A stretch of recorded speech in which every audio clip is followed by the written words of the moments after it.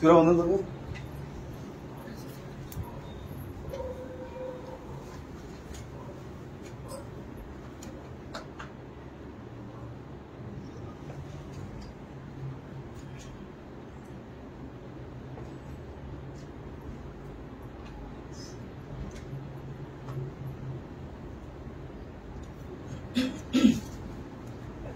सर्वच केंद्रामध्ये त्रिरत्न बौद्ध महासंघाचे फाउंडर पूज्य भंते उर्गे संघर्षी यांच्या जन्मशताब्दीचे वर्ष म्हणून साजरे करत आहेत. तर आपल्याला सर्वांना भगवान बुद्धांच्या धम्माचे योग्य प्रशिक्षण भंते उर्गे संघर्षी यांनी दिले.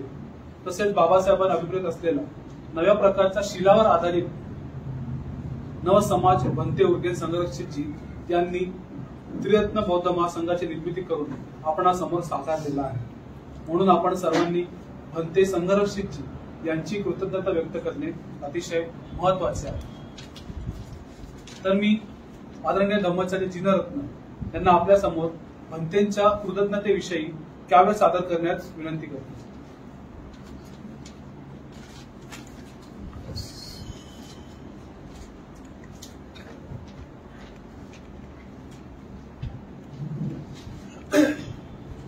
सर्वांना जय भीम. मला वाटलं कोणीतरी स्वागत बोलेल, ती थोडीशी पोकळे भरून काढावी म्हणून मी थोडासा प्रयत्न करीत आहे. तुम्हाला माहित आहे मी नेहमी काहीतरी गेल्या वेळेस सादर केलं होतं त्याच पद्धतीने यावेळेस देखील तशाच प्रकारे मी सादर करणार आहे.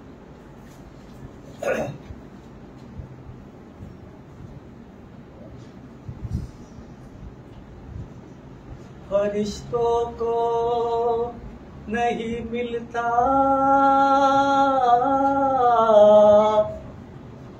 ये वो जज्बा है इंसानी,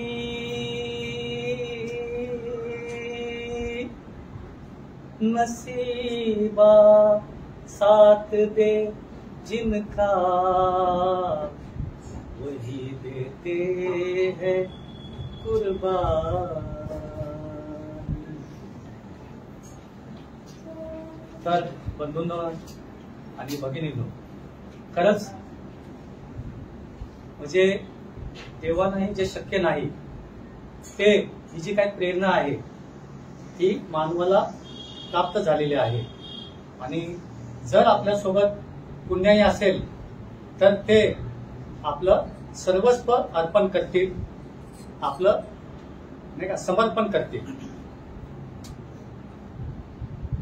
आपल्यासाठी म्हणजे आदर्शांसाठी अर्पण माझे सर्व जीवन, आदर्शांसाठी अर्पण माझे सर्व जीवन, माझं हृदय माझी निष्ठा, श्रद्धा म्हणजेच कृतज्ञता माझी सांगत आहे, आदर्शाला कर सर्व अर्पण, समर्पण समर्पण समर्पण, भगवंतास प्रिय आहे समर्पण.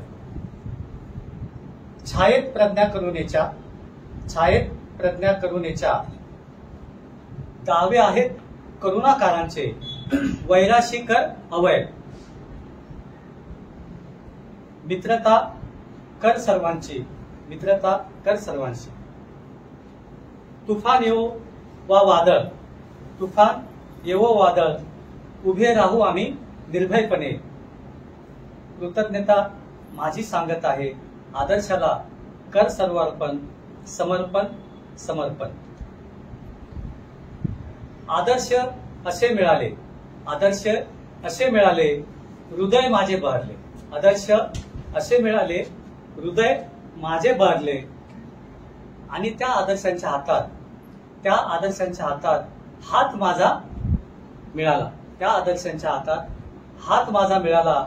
हे विश्वच माझे सर्व बदलून गेले, हे विश्वच माझे सर्व बदलून गेले. आणि त्यांच्यामुळेच आहे हे वैभव, त्यांच्यामुळेच आहे हे वैभव, बाबासाहेब व बनते मुळे. कृतज्ञता माझी सांगत आहे, आदर्शाला कर सर्व अर्पण. समर्पण समर्पण समर्पण. जय देव. सर्वांना मैत्रीपूर्ण जय भीम. आजची मित्र संघ भंते संघ रक्षितांच्या समोर आहे, त्या निमित्ताने मला बोलण्याची संधी दिली आहे, त्याबद्दल त्यांचे आभार आहे. संघ रक्षितांबद्दल बोलायचं जेवढं बोलू तेवढे कमीच आहे. आणि संघ रक्षितांबद्दल आपण शिबिरामध्ये, दिवाळीच्या शिबिरामध्ये ऐकलेलंच आहे. बाहेर देशातले संघर्षित त्यांनी येऊन आपल्या भारतामध्ये बाबासाहेबांशी त्यांची बोलाचाली झाली आणि त्याच्यामधून त्यांनी आपल्याला एवढं सुंदर धम्म म्हणजे त्यांना मिळालं आणि त्यांनी ते आपल्याला हे केलं आणि आपलं जीवन पूर्ण आता यांनी कविता दिली त्याच्यामधून आपण ऐकलं. म्हणजे एवढं सुंदर ते त्यांच्यामुळे हा जीवन आपल्याला लाभलेला आहे. म्हणजे आणि त्यांची आणि माझी जवळता कशी आली ती मी माझ्या मनोगतातून मीच मला सांगते. मी म्हणजे मुलींना शाळेत न्यायचे आणायचे, त्या निमित्ताने माझी एका मैत्रिणीची माझी ओळख होती, सोनवणे म्हणून होती. आणि तिची ओळख होती एक कांबळे, माधुरी कांबळेची. मग त्यांनी त्या दोघी जणी शिवण क्लासला जायच्या आणि मी त्या शिंपी होती ती तिच्याकडे ब्लाऊज शिवायला जायची. तर ती बोलली, तू कांबळे म्हणजे तुमची कोणती म्हणजे जाते? तर मी म्हटली मी बुद्धिस्ट आहे म्हणून. तर मग ती बोलली, अशी बुद्धिस्ट माझी पण मैत्रीण आहे माधुरी कांबळे. मग तिने तिच्याशी माझी ओळख करून दिली माधुरी कांबळेची. आणि माधुरी कांबळे नुकतीच भाज्याला जूनमध्ये शिबिरामध्ये गेलेली भाज्याला आणि गुणमेघा धम्मचारिणी होत्या. त्या गुणमेघांशी त्यांचा गुणमेघाच्या शिबिरामध्ये त्या होत्या आणि त्या नुकत्याच त्या शिबिरातनं आल्या आणि माधुरी कांबळेंची आणि माझी ओळख झाली.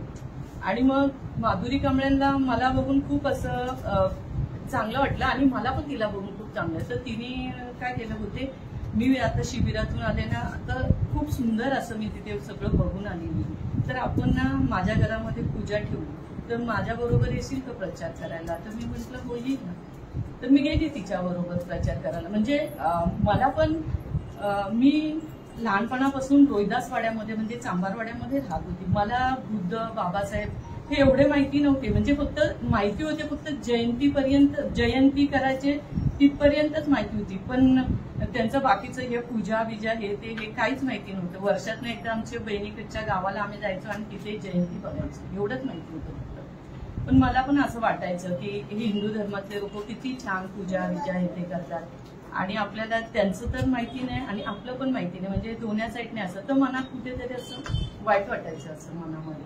एवढ्या सुशिक्षित ठिकाणी राहतो, एवढ्या बिल्डिंगमध्ये राहतो आणि आपल्याला आपल्या धर्माचं काहीच माहिती नाहीये. म्हणजे फक्त एवढंच माहिती होतं आपण बुद्धिस्ट आहोत, आपण कबीरांना मानतो आणि बाबासाहेबांना. बुद्धांचं तर हेच नव्हतं. म्हणजे मग तिने आम्ही प्रचार केला असा आणि त्याच्यामध्ये काय भारतीय महासभेचे पण लोक होते आणि हे त्रिरत्नाचं, तर त्याच्यामुळे थोडंसं हे पण होतं म्हणजे तरी मग आम्ही प्रचार केला आणि मग पूजा ठेवली.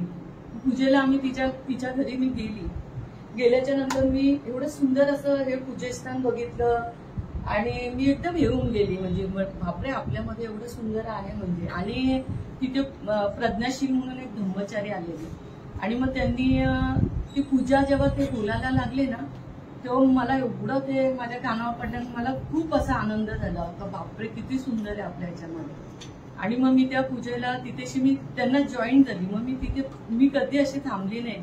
जे पण वर्ग असतील ना, मी त्यांच्या बरोबर सतत माझ्या डोक्यामधलं घरातलं सगळं असं कमी झालेलं. म्हणजे मला असं वाटायचं मी कधी स्वयंपाक करते, कधी मुलींना डबे देते, कधी यांना शाळेत पोचवते आणि मी कधी प्रचाराला जाते. तसं आम्ही 3 जणी महिला होतो. म्हणजे मी, भारती कांबळे, माधुरी कांबळे आणि पवार अशा 3 महिला आम्ही पूर्ण कणगोली, रसायनी आणि पनवेल याच्यामध्ये आम्ही प्रचार करायचो. म्हणजे रोज 3 ते 4 तास प्रचार करतो, आमच्याकडे वर्ग चालू आहे, तुम्ही या, आमच्याकडे वर्ग चालू, तुम्ही या, बघ आपल्या बुद्ध धर्मामध्ये काय काय काय काय नाही, असं तसं सगळं सांगायचो बायकांना. असं वेळ द्यायचो 15-15, 20-20 मिनिटं प्रत्येकीच्या घरात बसायचो आम्ही, आणि मग त्या पण यायच्या. असं येऊन येऊन मग नंतर आम्ही घराघरात वर्ग चालू केले, आणि मग घराघरात मग बायकांना जेवणाचा प्रश्न पडायचा जरा, आणि मग असं मी तिथे जाता जाता मग, आणि मग माझे मिस्टर ह्याच्यामध्ये जायचे, बामसेटच्या ह्याच्यामध्ये ते करायचे, आणि मी इकडे जायची. मग मी त्यांना सांगितलं का मी तिथे जाते आणि तिथे खूपच छान असं आहे म्हणून. मग ते बोलले की ठीक आहे. मग प्रज्ञाशीलांशी त्यांचा संपर्क करून दिलाय पूर्ण एक दिवस, त्यांचं जेवण वगैरे मी केलं, आणि मग त्या दोघांनी संपर्क, मग ते पण वर्गामध्ये यायला लागले. अशा पद्धतीने आम्ही माधुरी त्यांच्या घरी वर्गाला जायला लागलो. मग तिथून लगेच आम्ही वडाळ्याला वर्गाला जायला लागलो. मुली आली का वडावडा करून ठेवायची, त्यांना नाश्ता वगैरे द्यायचे, आणि वडाळ्याला वर्गावरून आम्ही जवळजवळ 10 वाजता यायचे. मग ते वडाळ्याचे वर्ग आहेत तर चुनाभट्टीला चालू झाले. चुनाभट्टीला मग एक दिवसाचं शिबिर आहे, म्हणजे चुनाभट्टीला जायचं तर आम्ही शिबिरांना जायला लागलो. दिवाळीचं शिबिर पूर्ण तिकडे, मे महिन्याचं शिबिर पूर्ण तिकडे, गणपतीचं शिबिर, म्हणजे माझ्या मुलींना आणि मला, म्हणजे मी असं काही ह्या समाजातून, हिंदू धर्माच्या समाजातून त्यांना कसं बाजूला मला काढता येईल, म्हणजे एवढं लेट झालेलं तेव्हा. म्हणजे मला 2 मुली झाल्या, त्याच्यानंतर मला हे धर्म समजलं, तर मला वाटत होतं माझ्या मुलींना लवकर हे समजलं पाहिजे, म्हणून मी त्या 2 जणींना पण तिथे वर्गाला न्यायचे. आणि मग अशा पद्धतीने आम्ही शिबिर करायला लागलो. मग शिबिराला जायला लागलो. भाज्याचं पहिलंच शिबिर माझं, भाज्याला गेली शिबिराला, आणि त्या शिबिरामध्ये मला संपर्क सराव, मैत्री कशी पाहिजे आपली, संपर्क सराव, म्हणजे आता आपल्याला कोण रस्त्यामध्ये भेटलं, आपल्या घरी येऊन गेले, तर आपण एवढं त्याला घरी आल्यावरतीच बघितलेलं नसतं व्यवस्थित, तर रस्त्यात कसं ओळखणार, तर आपल्याबद्दलचं म्हणजे होतो का हे बाईच्या घरी गेलेलं तरी यांनी ओळखलं नाही मला, तर ते मी शिबिरातनं शिकले. मैत्री ही मी शिबिरातनं म्हणजे शिकली, आणि शिबिराला जायला लागली.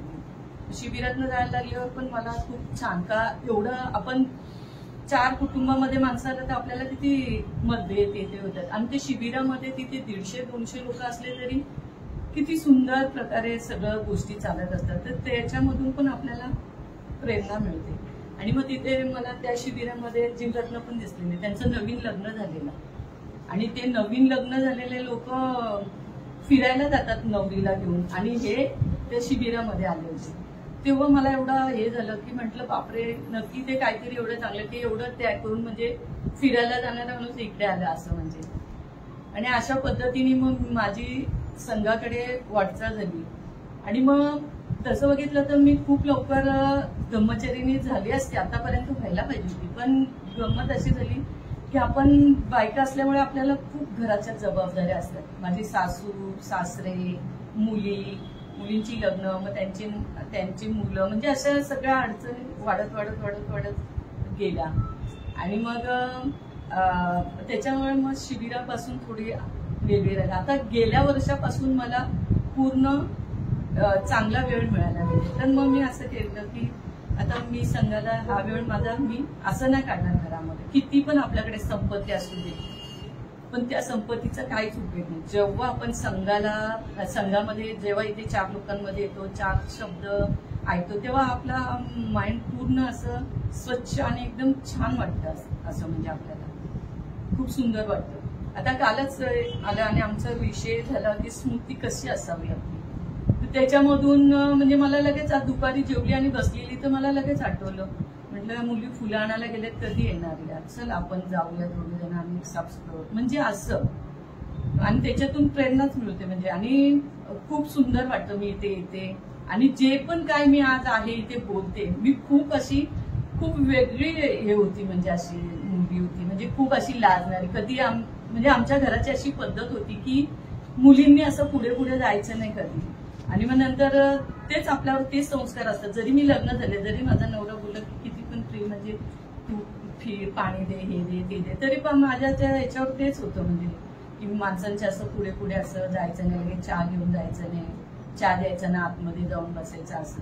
पण जशी मी संघामध्ये आली तसं माझ्यामध्ये एवढं परिवर्तन झालं, माझ्या कुटुंबामध्ये झालं की आम्ही आमच्या एखाद्या नातेवाईकांमध्ये गेलो ना, तर आम्हाला अगदी लांबचा माणूस पण आमच्या जवळ येतो आणि विचारत असतो की तुम्ही लोक एवढे तुमचं एवढं छान कुटुंब कसं, तुमचं एवढं बोलणं, एवढं पूजा, ते फोटो बिटो बघत असतात, किती छान असं तसं म्हणजे हे करत असतात. म्हणजे ते कशापासून तर आपल्याला इथून प्रेरणा मिळते, आपल्या वर्गामधून प्रेरणा मिळते आपल्याला.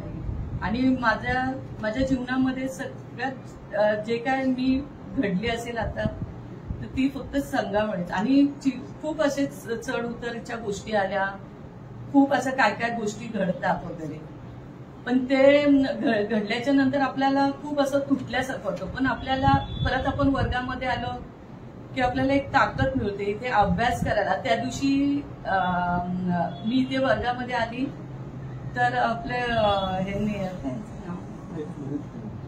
उदित कुमारांनी मस्त असं हे सांगितलं, स्मृतीवरतीच त्यांनी पण सांगितलं. आणि व्यक्तिमत्व म्हणजे माणूस स्वतंत्र असतो, म्हणजे मी पण स्वतंत्र, माझे मिस्टर पण. म्हणजे त्याच्यातून मला समजलं आपण कोणावर किती लादायचं आणि किती हे करायचं. म्हणजे त्या दिवशी मी आली तर मला लगेच हे झालं. म्हणजे असं वर्गामध्ये आपण आल्याच्या नंतर आपल्याला असं काहीतरी इथून मिळतं, असं म्हणजे असं एवढं सुंदर, खूप छान वाटतं.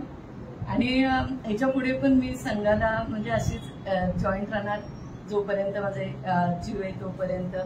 आणि अशी तुमच्या सगळ्यांची मला अशी प्रेरणा. आणि संघरक्षितांचं तर खूपच म्हणजे तेच त्यांनी आपल्याला एवढं सगळं काय, आपल्याला जे काय आपण या सगळ्या गोष्टी चालवतो त्यांना प्रेरणा कुणी दिली असेल ते त्यांच्याकडूनच मिळालेली. म्हणजे बघा आपले किती सुंदर शिबिरं होतात, परत आपले सगळे वर्ग वगैरे होतात आपल्या. म्हणजे असं जे इथे मिळतं असं कोणत्याच संघटनांमध्ये आपल्याला भेटत नाही, ते इथे. आणि ते संघरक्षितांबद्दल आपल्याला एवढं सगळं काहीतरी मिळालं. एवढे बोलून मी म्हणते.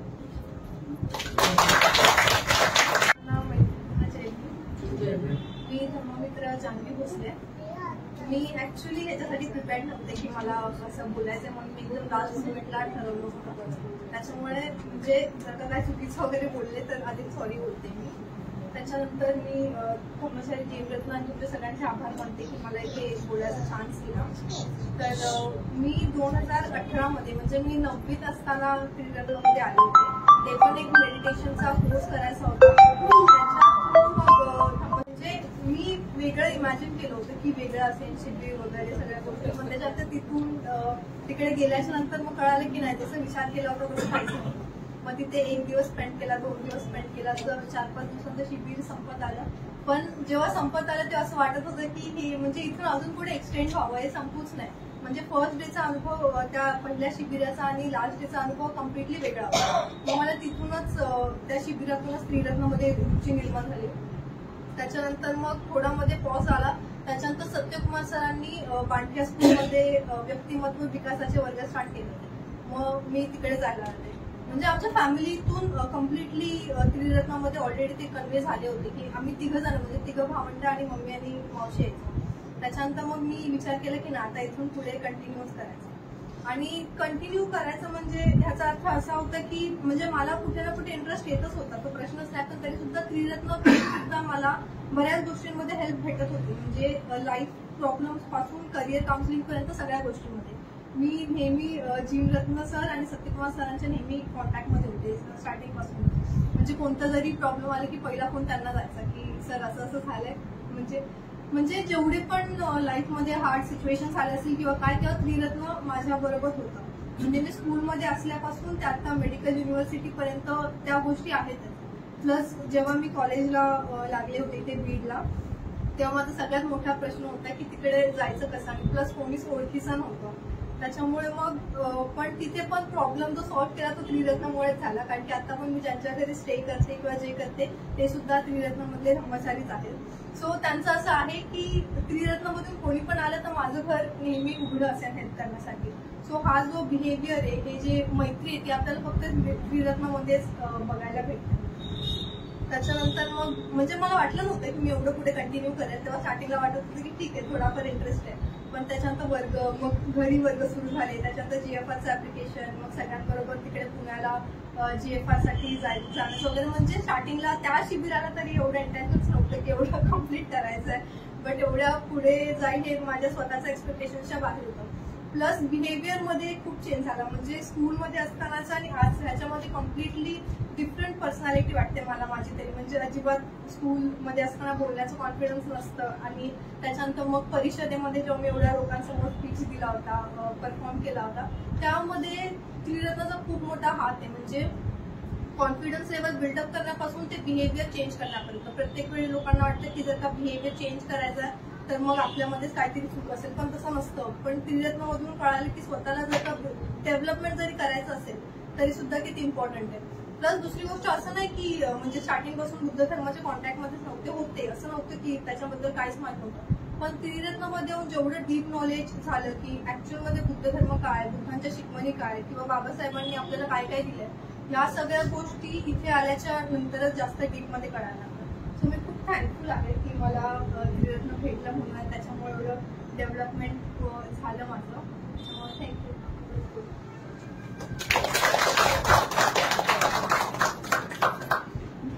नमो बुद्धाय. अखंड विश्वाला शांतीचा मार्ग दाखवणारे शांतीदूत विश्ववंदनीय महाकारुणिक तथागत गौतम बुद्ध यांना सर्वप्रथम त्रिवार वंदन. तुम्हा आम्हा सर्वांचे उद्धार करते. संपूर्ण विश्वात अथांग ज्ञानाचे प्रतीक म्हणून ओळखले जाणारे एकमेव बुद्धी सम्राट बोधिसत्व आधुनिक भारताच्या राज्यघटनेचे शिल्पकार डॉक्टर बाबासाहेब आंबेडकर यांना कोटी कोटी प्रणाम. तसेच त्रिरत्न बौद्ध महासंघ या जागतिक धम्म चळवळीचे संस्थापक, तसेच कल्याण मित्र, ग्रंथकार, कवी, लेखक तथा भाष्यकार आदरणीय भंते उर्गेन संरक्षित यांना विनम्र अभिवादन. या मित्रसंधेत अणुशक्तीनगर या वर्गातून भंते संरक्षित यांच्या प्रती कृतज्ञता या विषयावर माझे मनोगत व्यक्त करण्याची जी संधी मला धम्मचारी आनंद मित्र, धम्मचारी अमुगादित्य तसेच धम्मचारिणी जयप्रिया यांनी उपलब्ध करून दिली, त्याबद्दल या सर्वांचे मनपूर्वक आभार. संरक्षित यांचे मूळ नाव डेनिस लिंगवूड असे होते. 1925च्या 26 ऑगस्ट या दिवशी त्यांचा एका ख्रिश्चन कुटुंबात जन्म झाला. 8व्या वर्षीच डॉक्टरांच्या चुकीच्या निदानामुळे त्यांना 2 वर्ष अंथरुणावर खेळावे लागले. त्यातूनच त्यांना वाचनाचा छंद जाणला. किशोर वयातच त्यांनी अभिजात साहित्य, बौद्धाचे सुद्ध, वज्रछेदिका, प्रज्ञा पारमिता हा ग्रंथ, तसेच डायमंड सुद्ध आणि सुद्ध ऑफ युनिंग हे बौद्ध सुद्ध वाचल्यानंतर त्यांना ते बौद्ध असल्याची जाणीव झाली आणि किशोरावस्थेतच त्यांनी लंडनच्या बुद्धिस्ट सोसायटीचं सभासदत्व घेतलं आणि बौद्ध धर्माचा त्यांनी तिथे पण अभ्यास केला. 1943च्या दुसऱ्या महायुद्धात जेव्हा इंग्लंडमध्ये तरुणांना सक्तीची सैनिक भरतीची म्हणजे मोहीम राबवण्यात आली, त्यात संघ रक्षितांकडे भारत आणि श्रीलंकामध्ये एक वायरलेस ऑपरेटर म्हणून सैन्यात येण्याची संधी मिळाली. त्यांना बौद्ध धर्माची आधीच आवड असल्यामुळे त्यांना बुद्धभूमीत आणि बौद्ध राष्ट्रात जाण्याचा खूप आनंद झाला. ते भारतात आले आणि नंतर जेव्हा युद्ध समाप्ती झाली त्यावेळेस ते त्यांच्या मायदेशी परत गेले नाही. त्यांनी इकडेच राहून 2 वर्ष ते हिंदू साधू आपले जे गुरु होते किंवा बौद्ध स्थळांना भटकंती केले. त्यांची जी काही ओळखपत्र होती, पासपोर्ट होते, ते सगळे जाळून नष्ट केले आणि त्यांचा दृष्टीलाभ झालेला होता त्यांना आधीच की बौद्ध धर्माच्या साठी त्यांचं जीवन आहे असं. त्या अनुषंगाने ते गेले कुशीनारा येथे. तर कुशीनाराला गेले तर 1949 वैशाखी पौर्णिमेच्या दिवशी पंडित चंद्रमणी यांच्या हस्ते त्यांची श्रामणेर दीक्षा झाली आणि त्या दीक्षेच्या समारोहात पंडित चंद्रमणींनी त्यांना संघरक्षित ही उपाधी दिली. संघरक्षित म्हणजे असा जो संघाच्या काळात सुरक्षित आहे. तिथून त्यांनी भारतातच राहणे पसंत केलं असल्यामुळे ते कॅलिम्पॉंग, पश्चिम बंगालच्या कॅलिम्पॉंग मध्ये त्यांनी बुद्ध विहाराची स्थापना केली आणि तिथे ते बुद्धाचं म्हणजे हे करायला लागले बौद्ध धर्माचा अभ्यास. त्या काळात ते बुद्धयान या इंग्रजी जी पत्रिका होती त्याचं प्रकाशन करायचे. त्या प्रकाशनात त्यांनी 14 वर्ष घालवली जीवनाचे त्यांचे. आणि तेव्हा बाबासाहेबांनी 1950 साली त्यांचा लेख होता एक बुद्ध धम्म आणि त्याचे भवितव्य, या लेखाचं प्रकाशन करायला त्यांनी मंत्रींकडे ते त्यांचा लेख पाठवला. त्या लेखात बाबासाहेबांनी एक अनुमोदन केलं होतं की आपल्या भारतात जर बुद्ध धर्माचा विकास करायचा असेल तर त्याला आंतरराष्ट्रीय एक व्यासपीठ पाहिजे किंवा आपल्या धर्माच्या विकासासाठी ते गरजेचं आहे. मला असं वाटते संघरक्षकांनी बाबासाहेबांचा तोच विचार घेऊन या आपल्या त्रिरत्न बौद्ध महासंघाची स्थापना केली असावी आणि म्हणून मी त्यांचं कृतज्ञ आहे. कारण भाषण केली होती की मी भारत बौद्धमय करेन, पण संघमित्रांनी संघरक्षितांनी भारत बौद्धमय केलाच, पण भारताच्या बरोबर 55 देशामध्ये आपल्या या ज्या संघाच्या शाखा आहेत त्या उघडल्या आणि तिथे बौद्ध धर्माचा विकास केला. सर्व जागतिक दर्जाचा हा संघ असल्यामुळे इथे जगातली कोणीही व्यक्ती सामील होऊ शकते आणि आपला आध्यात्मिक विकास करू शकते. म्हणून मी संघरक्षितांचा ऋणी आहे. संघामध्ये शिस्त आहे. संघामध्ये जो केंद्रबिंदू आहे शरणगमनाचा, शरणगमन म्हणजेच आपलं आचरण शुद्ध ठेवणे, आपलं पंचशिलाचं पालन करून 100% बौद्ध होता येते माणसाला. धम्माचरण हा जागृतीची प्रतिक्रिया आहे. धम्माचरण आपण जे करतो जागृतीची प्रतिक्रिया आहे. शिलाचरण पाहिजे माणसात. या सगळ्या ज्या गोष्टी आहे या संघामध्ये शिकवल्या गेल्या आतापर्यंत. असं म्हणजे बाबासाहेबांनी ह्याच्या दोन घटना आपल्या देशात झाल्या आहेत, या खूप महत्वपूर्ण घटना आहेत. एक म्हणजे बाबासाहेबांनी 1956 साली जी धर्मांतर केलं 5 ते 7 आपल्या अनुयायांसह, तेव्हा त्यांनी 22 प्रतिज्ञा आपल्याला दिलेल्या आहेत. 22 प्रतिज्ञा ह्या आपण वाचल्या सगळ्या, पण मला माझं स्वतःचं असं प्रामाणिक मत आहे की 11वी जी प्रतिज्ञा आहे, मी भगवान बुद्धांचा अष्टांगिक मार्गाचा अवलंब करेन. याच्यात मला खूप समजायचं नाही की अष्टांगिक मार्ग आहे काय. मी अष्टांगिक मार्गासाठीच संघ जॉईन केलाय. म्हणजे मी जिनरत्न सरांना पण मी तेव्हाच बोललो होतो अष्टांगिक मार्ग काय. तर मी 1.5 वर्षापासून आमचे धम्ममित्र आनंद इंगळे यांच्या संपर्कातून मी कोंढणपूर येथे 5 दिवसीय आवासीय शिबिर केलेलं. त्या आवासीय शिबिरामध्ये मला धम्मचारी आदित्य बोधी आणि धम्मचारी सुघोष यांच्याशी संपर्क झाला. त्यांनी ते शिबिर योगा, ध्यान आणि प्राकृतिक जीवन या विषयावर त्यांनी ते शिबिर ठेवलेलं. तर त्या शिबिरात आम्हाला आरोग्याच्या दृष्टीने आणि आहार विषय खूप लाभ झाला. मी 2-3 वर्षापासून शुगरच्या गोळ्या खात होतो 500 mgच्या. माझ्या 6 महिन्यात दोन्ही गोळ्या बंद झाल्या आणि मला शारीरिक त्याची म्हणजे मानसिक सगळाच लाभ झाला.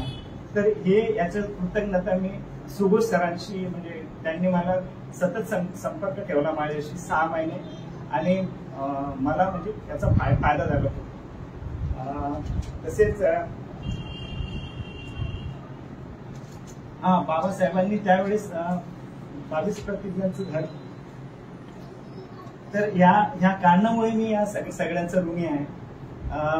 माझ्या ना संघरक्षकांच्या प्रती फक्त IQ नॉलेज होतं, जास्त काही म्हणजे त्यांच्याबद्दल ऐकलं नव्हतं याच्या आधी. पण जेव्हा आपले धम्मचारी अनंत मित्रांनी मला ही मनोगत व्यक्त करण्यासाठी सांगितलं, तेव्हा मात्र मी अभ्यास करायला सुरुवात केली. तर मला त्यासाठी आपले धम्ममित्र उकेंनी एक त्रैमासिक होते बुद्धयान, ती त्यांनी मला रात्री आहे म्हणजे मी त्यांच्याकडे गेलो घ्या, त्याच्यातनं मी संदर्भ घेऊन आणि धम्ममित्र आनंद अंतरा लोंढे यांनी आमच्या वर्गात जे धम्मवर्ग चालतात त्याच्यात आदित्य आपले धम्मचारी अमोघादित्यांच्या जे प्रवचनातल्या नोट्स होत्या ना, त्याचा संदर्भ घेऊन मी हे माझं एवढं मनोगत इथे सादर केलंय. सर्वांनी मला शांतचित्ताने ऐकून घेतले बद्दल धन्यवाद. मी आमचं म्हणजे सहकुटुंब सर्व परिवार ह्या संघाचीच कास धरून आणि आपल्या त्रिरत्नांचीच कास धरून पुढे जीवन जगू असं मी माझ्या मनात विचार केलेला आहे. म्हणून सर्वांचे आभार. बुद्धं चरणं गच्छामि, धम्मं चरणं गच्छामि, संघं चरणं गच्छामि. सगळ्यांना मैत्रीपूर्ण जय भीम. आणि प्रथम मी आपले संस्थापक उर्गेन संघरक्षक यांना माझे कोटी कोटी प्रणाम आणि उपस्थित सगळ्यांना माझा जय भीम. तर सुरुवात माझ्या मनोगत म्हणजे माझ्या स्वतःबद्दल आणि सुरुवात माझ्या घरापासून, मी बालवयापासूनच माझ्या घरात धम्म हा सांगण्यात आला, ऐकण्यात आला आणि मी बघण्यात पण आले. पण मी तेव्हा ती लहान होते. आमच्या घरी मी लहानापासून आमच्या घरात खूप पाहुणे येत होते, सतत येत होते.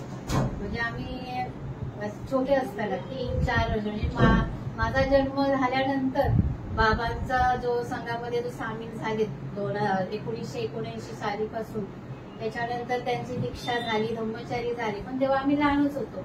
पण त्यांच्या लहानापासून आम्ही लहान असताना त्यांच्यावर अनेक ठिकाणी आम्ही शिबिराला जायचो.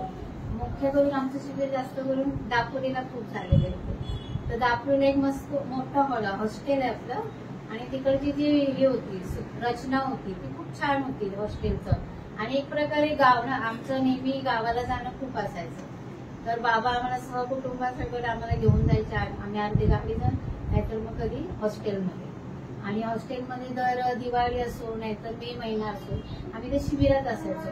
ते लहान वय असल्यामुळे ते कधी असं एवढं समजलं नव्हतं की काय चाललेलं आहे. जस्ट बाबा आई बरोबर जायचं, तो धम्म ऐकायचं, तिथे शिबिर काय आहे ते बघायचं, पूजास्थान. आणि जे उर्गेन संघर्षाचा नेहमी फोटो असायचा तो मला आता नाही म्हणता येणार. मी जेव्हा 8-10 स्टँडर्डला होती आणि आमची गावची मंडळी यायची आणि मी पण कधी कधी क्वेश्चन मध्ये असायची, त्यांना बाजूला का ठेवतात ना, म्हणजे बाबा जसे माझ्या आईचे वडील आहेत ते सेम तसेच दिसतात आहे. आणि बाबा जेव्हा मंडळी यायची पाहुणी वगैरे तेव्हा त्यांनी विचारायचे ना की हे बाबासाहेबांबरोबर कोण आहेत ते. तेव्हा मी ऐकले की हे आमचे संस्थापक आहेत त्रैलोक्य बौद्ध महासंघाचे. त्यांनी जो हा संघ निर्माण केलाय त्याचे ते संस्थापक आहेत, ते उर्गेन संघरक्षक. आणि मग बाबा जेव्हा बाहेरगावी गेले त्यांच्याकडून पुन्हा त्यांच्या तोंडातून मग उर्गेन संघर्षाबद्दल पुन्हा मी ऐकलं की माझा संपर्क झाला त्यांच्याशी.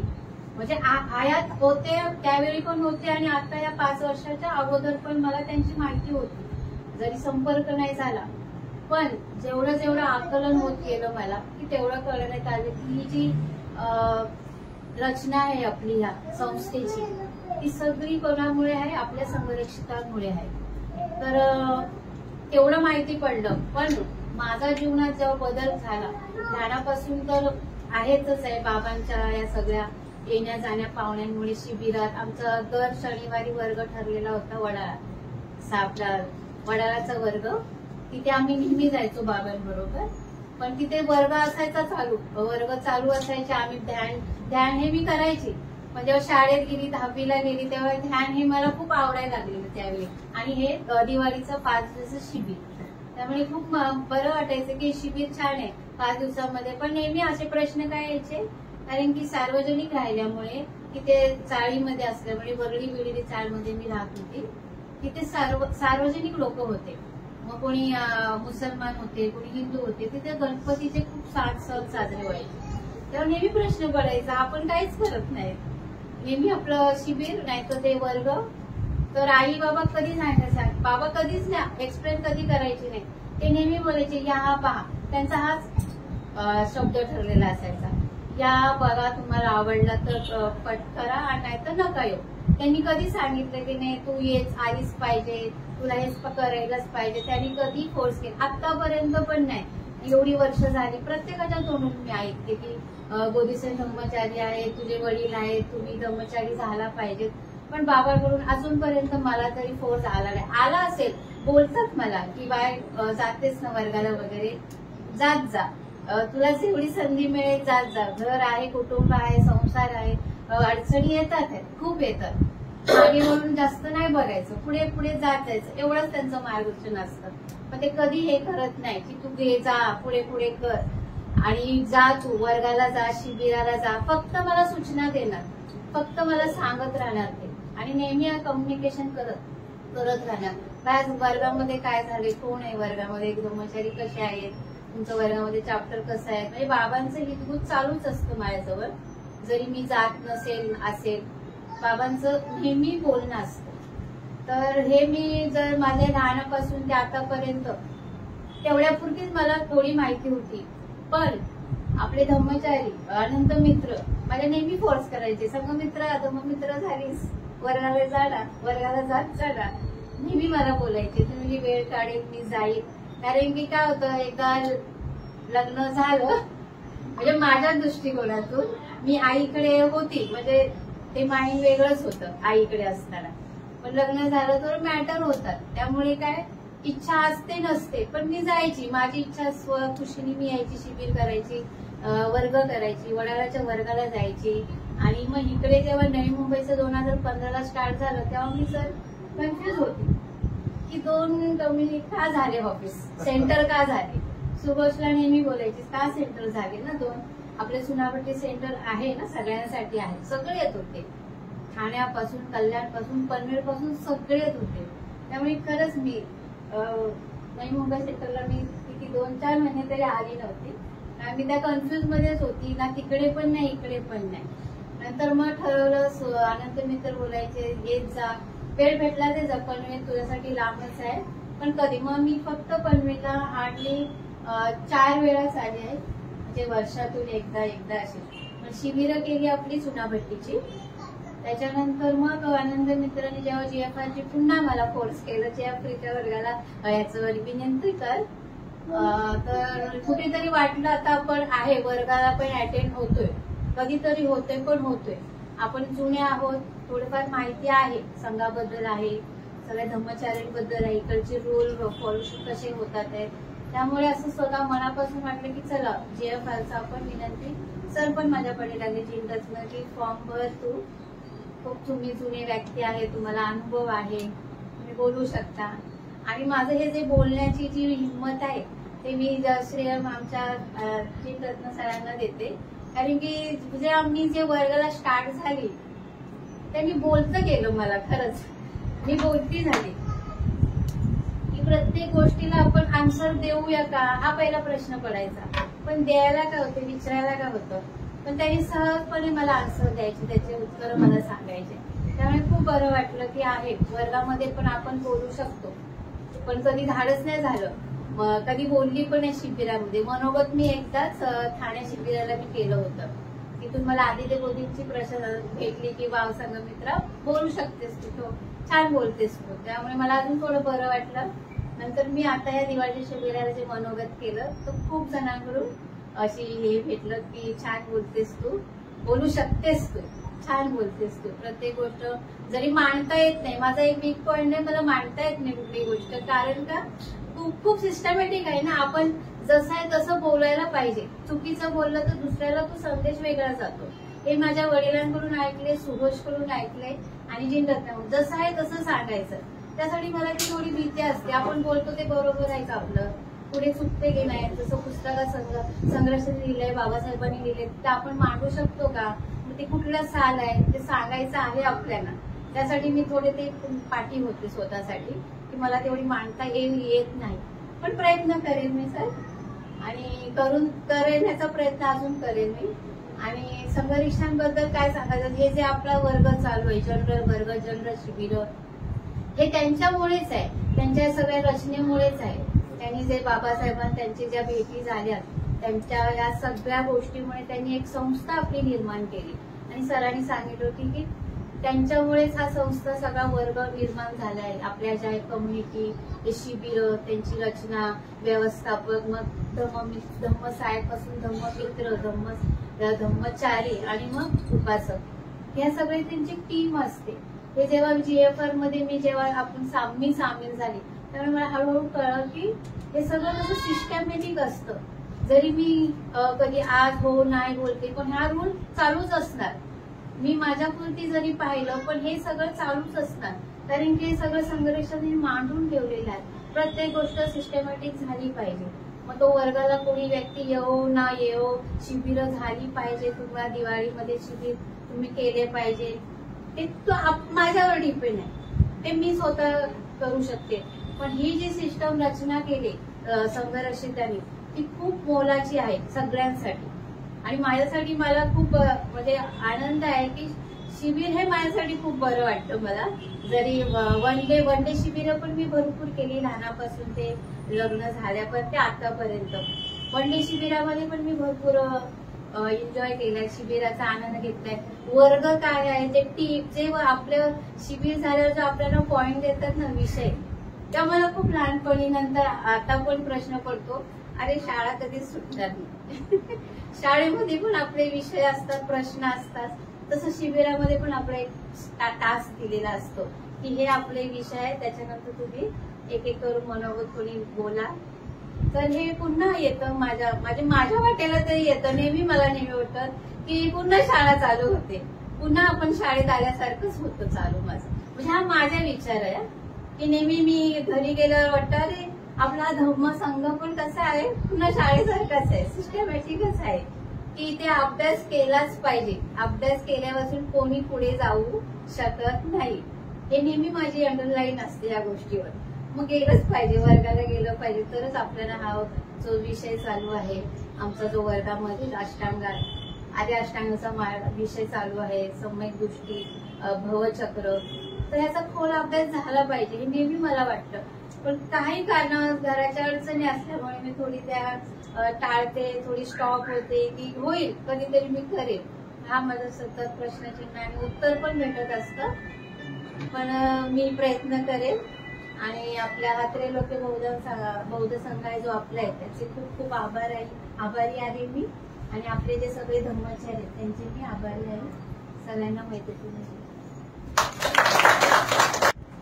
अखंड विश्वाला शांतीचा महान मार्ग देणारे विश्ववंदनीय महाकारुणी तथागत भगवान गौतम बुद्ध, भारतीय घटनेचे शिल्पकार भारतरत्न डॉक्टर बाबासाहेब आंबेडकर, स्त्रियांचे उद्धार करते महात्मा ज्योतिबा फुले, सावित्रीबाई फुले, माता रमाई, माता जिजाई, माता भीमाई, महाराष्ट्राचे आराध्य दैवत छत्रपती शाहू महाराज, छत्रपती शिवाजी महाराज, चक्रवर्ती सम्राट अशोक, तसेच आदरणीय बनते उर्गेन संघरक्षित या महामानवांना आणि महामातांना माझे कोटी कोटी प्रणाम.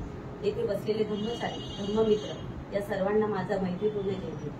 आजचे प्रवचनकार धम्मचारी धर्मबल यांना आजचे प्रवचनकार धम्मचारी धर्मबल यांची ओळख करून देण्याची संधी मला दिली त्याबद्दल आभार. मी त्यांना 2009 पासून ओळखत आहे आणि हे कुटुंब पहिल्यांदा खांदा कॉलनीत राहत होते. अतिशय प्रेमळ कुटुंब आहे. त्यांची पुढील ओळख म्हणजे 2002ला त्रिरत्न बौद्ध महासंघाच्या संपर्कात ते आले. 2004ला त्यांची धम्ममित्र म्हणून दीक्षा झाली. 2009ला GFRला त्यांनी विनंती केली आणि 2017ला वर्धा येथील बौद्धरांच्या शिबिर केंद्रात धम्मचार्यांची दीक्षा झाली आणि त्यांना धर्मबल हे नाव मिळाले. धर्मबल या नावाचा अर्थ असा होतो की धर्म म्हणजे स्वभाव आणि बल म्हणजे शक्ती. कोणत्याही कठीण परिस्थितीत आपल्या स्वभावातील असलेल्या शक्तीने मात करणारा ते म्हणजे धर्मबल.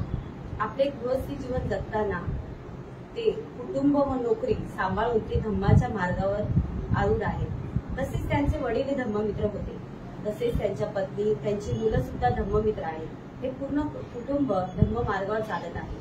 धर्माचा प्रचार व प्रसार करण्यासाठी हे कुटुंब नेहमीच तत्पर असतं. ते चांगले मार्गदर्शक आहेत. तसेच त्यांच्या पत्नी यांचाही यामध्ये मोलाचा वाटा आहे. कारण जेव्हा खांदा कॉलनीत जे विहार आहे तिथे शिबिर होतात आणि त्या शिबिराचं व्यवस्थापन करताना त्यांची धावपळ मी नेहमी पाहत आले आहे. आणि खरोखर कुटुंब प्रेमळ तर आहे, परंतु एक चांगले धर्माचे चांगले एक संस्कार त्या कुटुंबावरती त्यांनी चांगले बिंबवले गेले आहेत. प्रवचनकार जसे ते साध्या आणि सरळ भाषेत ते त्यांचं प्रवचन सांगत असतात आणि त्यामधूनच आपल्याला खूप प्रेरणा मिळते. प्रत्येक धर्मचारी जेव्हा आपल्याला प्रवचन सांगत असतात तर आपल्याला प्रत्येकाला त्यांच्याकडून काही ना काही आदर्श घेत असतो आपण आणि त्याच्यातूनच आपण घडत असतो. आणि खरोखर आदरणीय संघमंत्री गुरुजन संघरक्षक यांच्यामुळे खरोखर आज आपलं खूप आयुष्य खूप बदलून चाललेलं आहे आणि सर्व खूप चांगले चांगले धर्मचारी खूप घडत आहेत आणि आपल्याला सुद्धा ते घडवीत आहेत. आणि आता पुढील आपण त्यांची पुढील ओळख त्यांच्या प्रवचनातून आपण घेऊ. जय भीम, नमो बुद्धाय.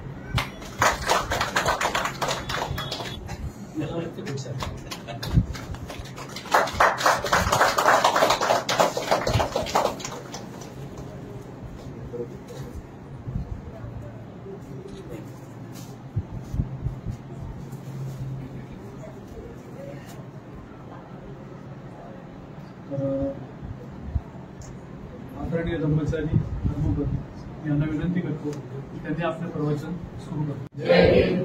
मला वाटलं काय शिल्लक राहतंय की नाही माहीत नाही, सगळेजण मला मी पण वाटलं की आपले सेंट्रलचे मित्र संघटक यांनी काय मला नेमकं सांगितलं की अजून काय सांगितलं थोडंसं. पण धन्यवाद, आपल्या सर्वांचं म्हणत ऐकून मला देखील खूप चांगली प्रेरणा मिळाली. आणि आजच्या या मित्र संधीचं हे सूत्ररचना करणारे धर्ममित्र अनिकेत गाडे आणि त्याचप्रमाणे माझी छानशी ओळख करून देणाऱ्या आमच्या प्रचंडताई आणि त्याचबरोबर आपण सर्व. तर करुणा के महासागर विश्ववंदनीय भगवान बुद्ध, आपणा सर्वांचे प्राणदाते, या प्रबुद्ध भारताचे निर्माते, भारतीय राज्यघटनेचे शिल्पकार, विश्वरत्न बोधिसत्व डॉक्टर बाबासाहेब आंबेडकर आणि त्रिरत्न बौद्ध संघाचे संस्थापक पूज्य भंते उर्गेन संघरक्षक यांच्या विचारांना अभिवादन करून त्याचप्रमाणे उपस्थित नवी मुंबई केंद्राचे मित्रसंघटक आदरणीय धर्मचारी जी रत्न, उपस्थित धर्मचारी गण आणि धर्ममित्र बंधू आणि भगिनींनो, आपल्या सर्वांना माझा मैत्रीपूर्ण जय भीम. जय भीम. तर आज आपण या मित्रसंधीच्या निमित्त पूज्य भंते उर्गेन संघरक्षक यांच्या प्रती कृतज्ञता या विषयावर बोलणार आहोत. आणि भंते संघरक्षक यांनी बोधिसत्व डॉक्टर बाबासाहेब आंबेडकर यांच्या धर्मक्रांतीला गतिमान करण्यासाठी आपले जे योगदान दिलेलं आहे हे अतिशय कमी शब्दात मी आपल्यासमोर मांडण्याचा प्रयत्न करणार आहे. खरं तर पूज्य भंते उर्गेन संघरक्षक यांच्या प्रती कृतज्ञता या विषयावर बोलताना मला खरंच आपल्यासमोर अतिशय आनंद वाटत आहे, नाही का. भंतेच्या प्रती कृतज्ञता व्यक्त करणे हे आपल्या प्रत्येकाचं काय आहे, कर्तव्य आहे असं मला तरी वाटतं. कारण 14 ऑक्टोबर 1956 बाबासाहेबांनी धर्मांतर करून त्यावेळेच्या आपल्या लोकांना बौद्ध धर्माच्या शुद्ध प्रवाहात तर आणलं, पण या शुद्ध प्रवाहात आणल्यानंतर बाबासाहेब काही दिवसातच आपल्यातून निघून गेलेले आहेत. आणि मग पुढे काय, नाही काय, बाबासाहेबांना आपल्या लोकांना जो धर्म सांगायचा होता, बुद्धाच्या धर्माची खरी शिकवण द्यायची होती, नाही काय, तो धर्म सांगायचा होता, नाही काय, ती तशीच राहून गेली. मग बौद्ध व्यक्ती म्हणून आपण कसं असलं पाहिजे, बौद्ध कोणाला म्हणायचं, काय केल्यावर आम्ही बौद्ध होऊ शकतो, बौद्ध माणूस म्हणून आम्ही कसे जीवन जगलं पाहिजे किंवा बुद्धाच्या धर्माची शिकवण आपल्याला कोण सांगणार, नाही का. हा प्रश्न आपल्यासमोर अनेक प्रश्न असे उपस्थित झाले, नाही काय. आम्ही आमच्या घराच्या भिंतीवरती बुद्ध आणि बाबासाहेबांच्या प्रती लावलेल्या होत्या, नाही का. त्यावेळेच्या लोकांनी जे आहे ते बाबासाहेबांचे आणि बुद्धांचे फोटो आमच्या भिंतीवरती लावलेले होते. आम्ही आमच्या आदर्शांच्या जयंतीचे कार्यक्रम साजरे करत होतो. खूप चांगल्या प्रकारे आम्हाला तिथं पंथशील म्हणायला पण यायला लागलं होतं, पण एवढ्याने आम्ही काही बौद्ध होऊ शकत नाही, नाही काय. ज्याप्रमाणे भगवान बुद्ध धर्मपदाच्या गाथ्यामध्ये असं म्हणतात की जो व्यक्ती आपले मन स्वच्छ न करता काशाय वस्त्र परिधान करतो, सत्य आणि संयमाच्या अभावी अशी व्यक्ती काशाय वस्त्र धारण करण्याचा अधिकारी होऊ शकत नाही. आणि पुढच्या गाथेमध्ये पुन्हा बुद्ध असं म्हणतात की ज्याने आपले मन स्वच्छ केलेलं आहे, ज्या व्यक्तीने आपल्या मनातील विकार नष्ट केले आहेत, जो सदाचारी आहे, सत्य आणि संयमशील युक्त आहे, अशी व्यक्तीच काशाय वस्त्र धारण करण्याचा अधिकारी आहे. तर अशा प्रकारे भगवान बुद्धांनीच काशाय वस्त्राचा किंवा बुद्धाचा कोण अनुयायी किंवा अधिकारी होऊ शकतो याची कल्पना दिलेली आहे. आणि बाबासाहेब पण हेच सांगतात, अतिशय स्पष्टपणे बाबासाहेब पण हे सांगतात की घरात खंडोबा आणि बाहेर बुद्ध असं चालणार नाही. आणि मग भंते संघर्षित हे वरील सर्व प्रश्नांची उत्तरे अर्थात ते पटन भंतेने उपस्थित केलेले आहेत, एका ओळीत आपल्याला देतात. आणि भंते असं म्हणतात की तीर्थांना शरणगमन केल्याशिवाय कोणीही बौद्ध होऊ शकत. तीन रत्नांना बुद्ध धम्म आणि संघ त्या तीन रत्नांना शरणगमन केल्याशिवाय आम्ही कोणीही बौद्ध होऊ शकत नाही. तर 14 ऑक्टोबर 1956 ला आम्ही बौद्ध तर झालो. जुन्या चाली रीती रूढी परंपरा नाही काय त्यागून आम्ही बाबासाहेबांनी दाखवलेल्या बुद्ध धम्माच्या शुद्ध प्रवाहात तर आलो नाही काय आम्ही.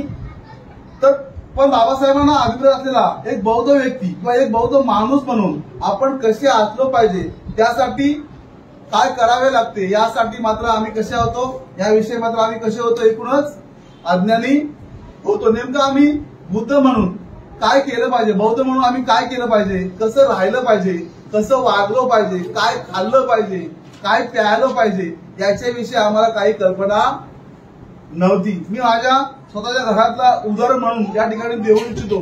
कदाचित आपणापैकी सर्वांच्याच घरातली त्यावेळेची अशी परिस्थिती असू शकते नाही काय. आमच्या घरात आपल्या आदर्शांचे खूप सारे फोटो भिंतीवरती लावलेले होते. आमच्या घरातील आम्ही सगळेजण भगवान बुद्ध आणि बाबासाहेबांच्या जयंतीच्या कार्यक्रमामध्ये अगदी पुढाकार घेत होतो नाही काय. माझे वडील आमच्या गावातील तरी सामाजिक आणि राजकीय क्षेत्रामध्ये अग्रेसर होते. एखादा बौद्ध भिक्षू जर आमच्या गावात आले तर लोक त्या भिक्षूंना घेऊन सरळ आमच्या घरी आणून सोडायचे. पण तरीही आम्हाला आम्ही बौद्ध कशामुळे आहोत हे मात्र माहीत नसायचे. म्हणजे आम्ही बौद्ध होतो एवढं माहिती होतं नाही काय. पण नेमकं आम्ही असं काय करतो की ज्यामुळे आम्ही बौद्ध आहोत हे मात्र आम्हाला कोणाला काहीच माहीत नव्हतं. म्हणजे आमच्या घरात आमचं सर्वांचंच आचरण जे आहे ते आचरण कसं होतं, पूर्वी आपल्या सगळ्यांचं एक सांस्कृतिक असं आचरण होतं नाही काय.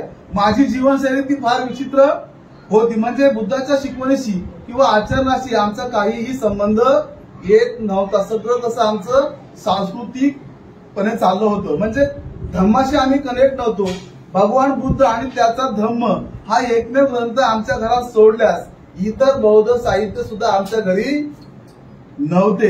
बरं, भगवान बुद्ध आणि त्याचा धम्म हा ग्रंथ जरी आमच्या घरी असला तरी त्याला आम्ही कोण वाचत नव्हतो नाही काय. तो त्या कपाटामध्ये तसाच होता नाही काय. पण ज्यावेळी दोन अतिशय दुःखाचे प्रसंग आमच्या कुटुंबात घडले आणि आम्ही बऱ्यापैकी बुद्धाच्या धम्माच्या संपर्कात आलो. आणि तो पहिला जो दुःखाचा प्रसंग होता तो म्हणजे माझे भाऊ महेंद्र यांनी केलेली आत्महत्या.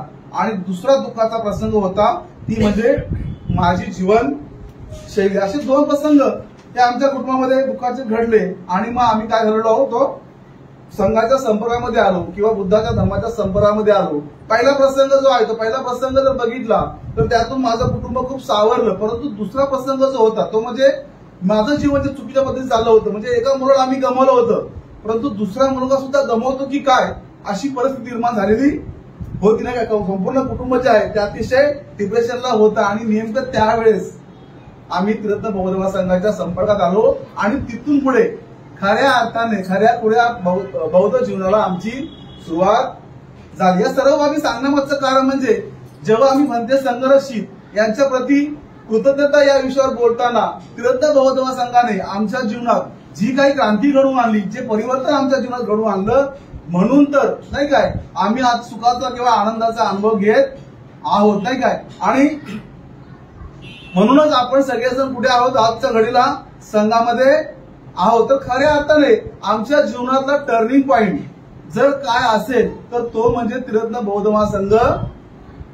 आपल्या सगळ्यांना तो अनुभव आलेला आहे की आम्ही संघात आज देखील नाही काय काही 25, 30, 40 वर्ष लोक संघामध्ये आजही का आहेत. तर तो टर्निंग पॉइंट आम्हाला काहीतरी इथं वेगळं मिळालेलं आहे म्हणून आम्ही संघामध्ये आजपर्यंत आहोत.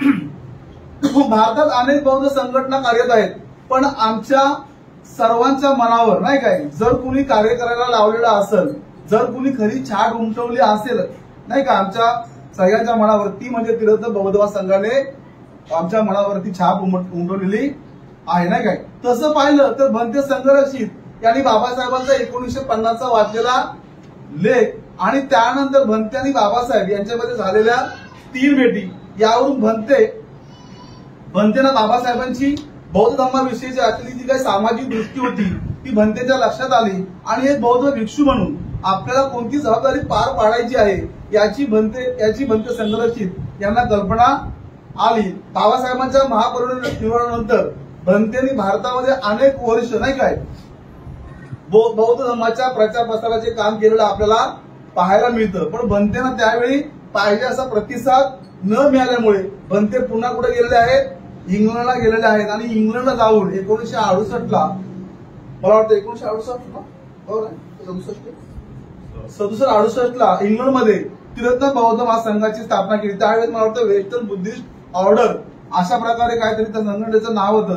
आणि त्यानंतर 1978ला भंतेचे ज्येष्ठ शिष्य आदरणीय धम्मचारी लोकमित्र हे भारतामध्ये आले आणि तिथून पुढे तीर्थ बौद्ध महासंघाच्या कार्याला पुण्यातून सुरुवात झाली. मला वाटतं हे सगळ्या गोष्टी आपल्याला माहिती असते ना काय. बाबासाहेबांनी भारतीय बौद्ध महासभेची स्थापना केली आणि त्या स्थापनेमध्ये भारतीय बौद्ध महासभेच्या स्थापनेमध्ये जवळजवळ 10 कलम बाबासाहेबांनी त्यावेळेस बौद्ध धर्माच्या प्रचार आणि प्रसारासाठी एक आपण त्याला नियम म्हणून ते नियम तयार केले होते आणि या 10 नियमांना धरूनच भंते संघरक्षित यांनी तीर्थ बौद्ध महासंघाची स्थापना केलेली आपल्याला पाहायला मिळते नाही काय. अगदी बाबासाहेब जसे म्हणाले होते तसंच तीर्थ बौद्ध महासंघाने भारताच्या अनेक शहरांमध्ये छोटी मोठी विहार निर्माण करण्याचं काम सुरू केलं आणि नुसतीच विहार निर्माण केलेली नाही तर त्या विहारातून नाही का धम्म संस्कार वर्ग, धम्म प्रशिक्षण वर्गाला सुरुवात केली, बालवाड्यांची निर्मिती केली, वसतिगृहाची निर्मिती सुद्धा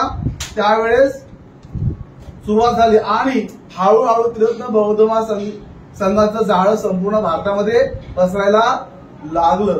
भंते संघरक्षित यांच्या प्रती कृतज्ञता व्यक्त करताना आपल्याला त्यांच्या प्रती कृतज्ञता व्यक्त करावी लागेल.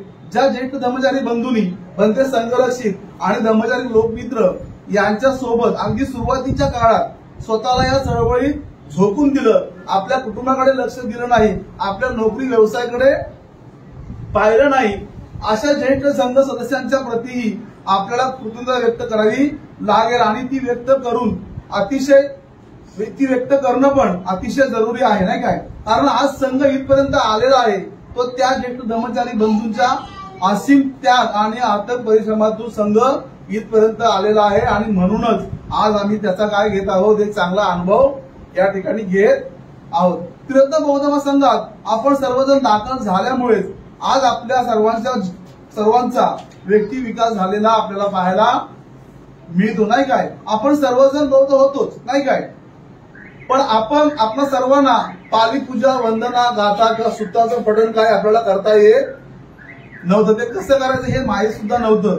बौद्ध धर्माचं आचरण कसं करायचं हे देखील माहीत नव्हतं. पण संघात दाखल झाल्यानेच आपल्याला सर्व प्रकारच्या पाली पूजा ज्या आहेत, गाथा ज्या आहेत किंवा सुत्त जे आहे नाही काय त्याचं पठण आपल्याला चांगल्या प्रकारे कळायला लागलं किंवा यायला लागलं आणि सुत्तांच्या माध्यमातून नाही काय आम्हाला भगवान बुद्ध काय करायला सांगतायत नाही काय याची काय झाली पुसटशी का होईना नाही का एक प्रकारची बऱ्यापैकी समज यायला लागली. आज भारतात आणि भारताबाहेर बौद्ध धर्माच्या शिकवणीविषयी जी स्पष्टता आपल्याला पाहायला दिसते ती भंते संघरक्षित यांच्यामुळेच दिसते नाही काय.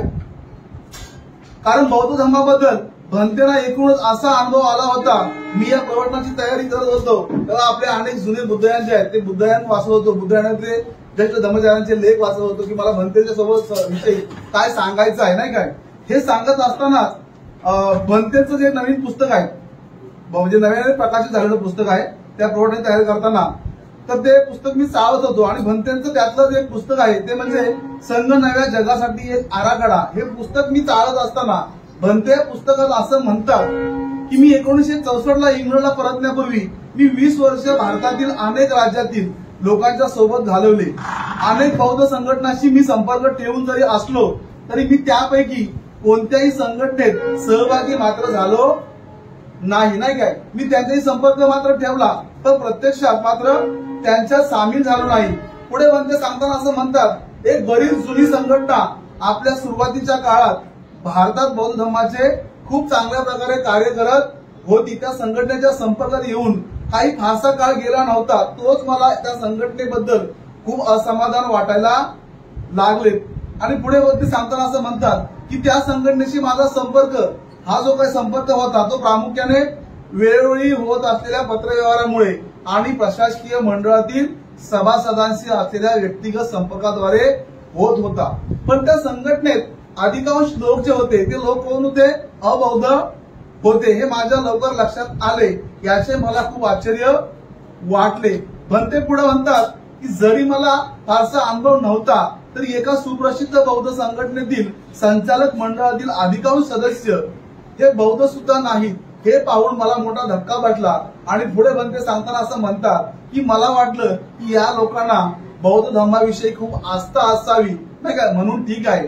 पण भंतेच्या हेही लक्षात आलं की त्या संचालक मंडळातील जे लोक आहेत ते लोक बौद्ध धर्माच्या अगदी विरोधामध्ये होते. आणि पुढे सांगताना भंते असं म्हणतात की जेव्हा मी इंग्लंडला परतलो व इंग्लंडमधील बौद्ध संस्थांमध्ये काम करू लागलो तर इंग्लंडमध्ये सुद्धा मला भारतातील बौद्ध संघटना सारखीच परिस्थिती दिसल्याचं आढळून आलं. लंडनमधील बौद्ध संघटनावर सुद्धा अबौद्धांचा खूप प्रभाव होता आणि त्या संघटनाही बौद्धांच्या दृष्टीने किंवा बौद्धांच्या दृष्टिकोनातून तरी पाहता योग्य प्रकारे कार्य करू शकत नव्हत्या.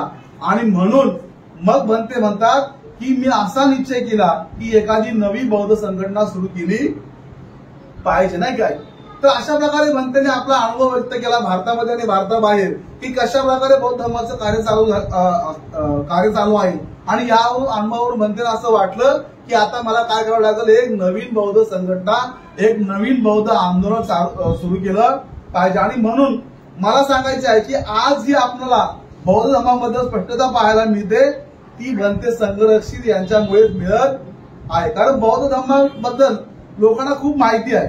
खूप लोक बौद्ध धर्माची पुस्तके पण वाचत असतील नाही काय, खूप मोठी मोठी व्याख्याने पण लोक देत असतील. पण खूप पुस्तके वाचणे आणि मोठी मोठी व्याख्याने देणे हे पुरेसं नसून धम्माला आपण आपल्या व्यक्तिगत जीवनात उतरवतो का हे अतिशय महत्वाचं आहे. धम्म आपल्या जीवन जगण्याच्या पद्धतीमध्ये आहे, धम्म आपल्या कृतीमध्ये आहे.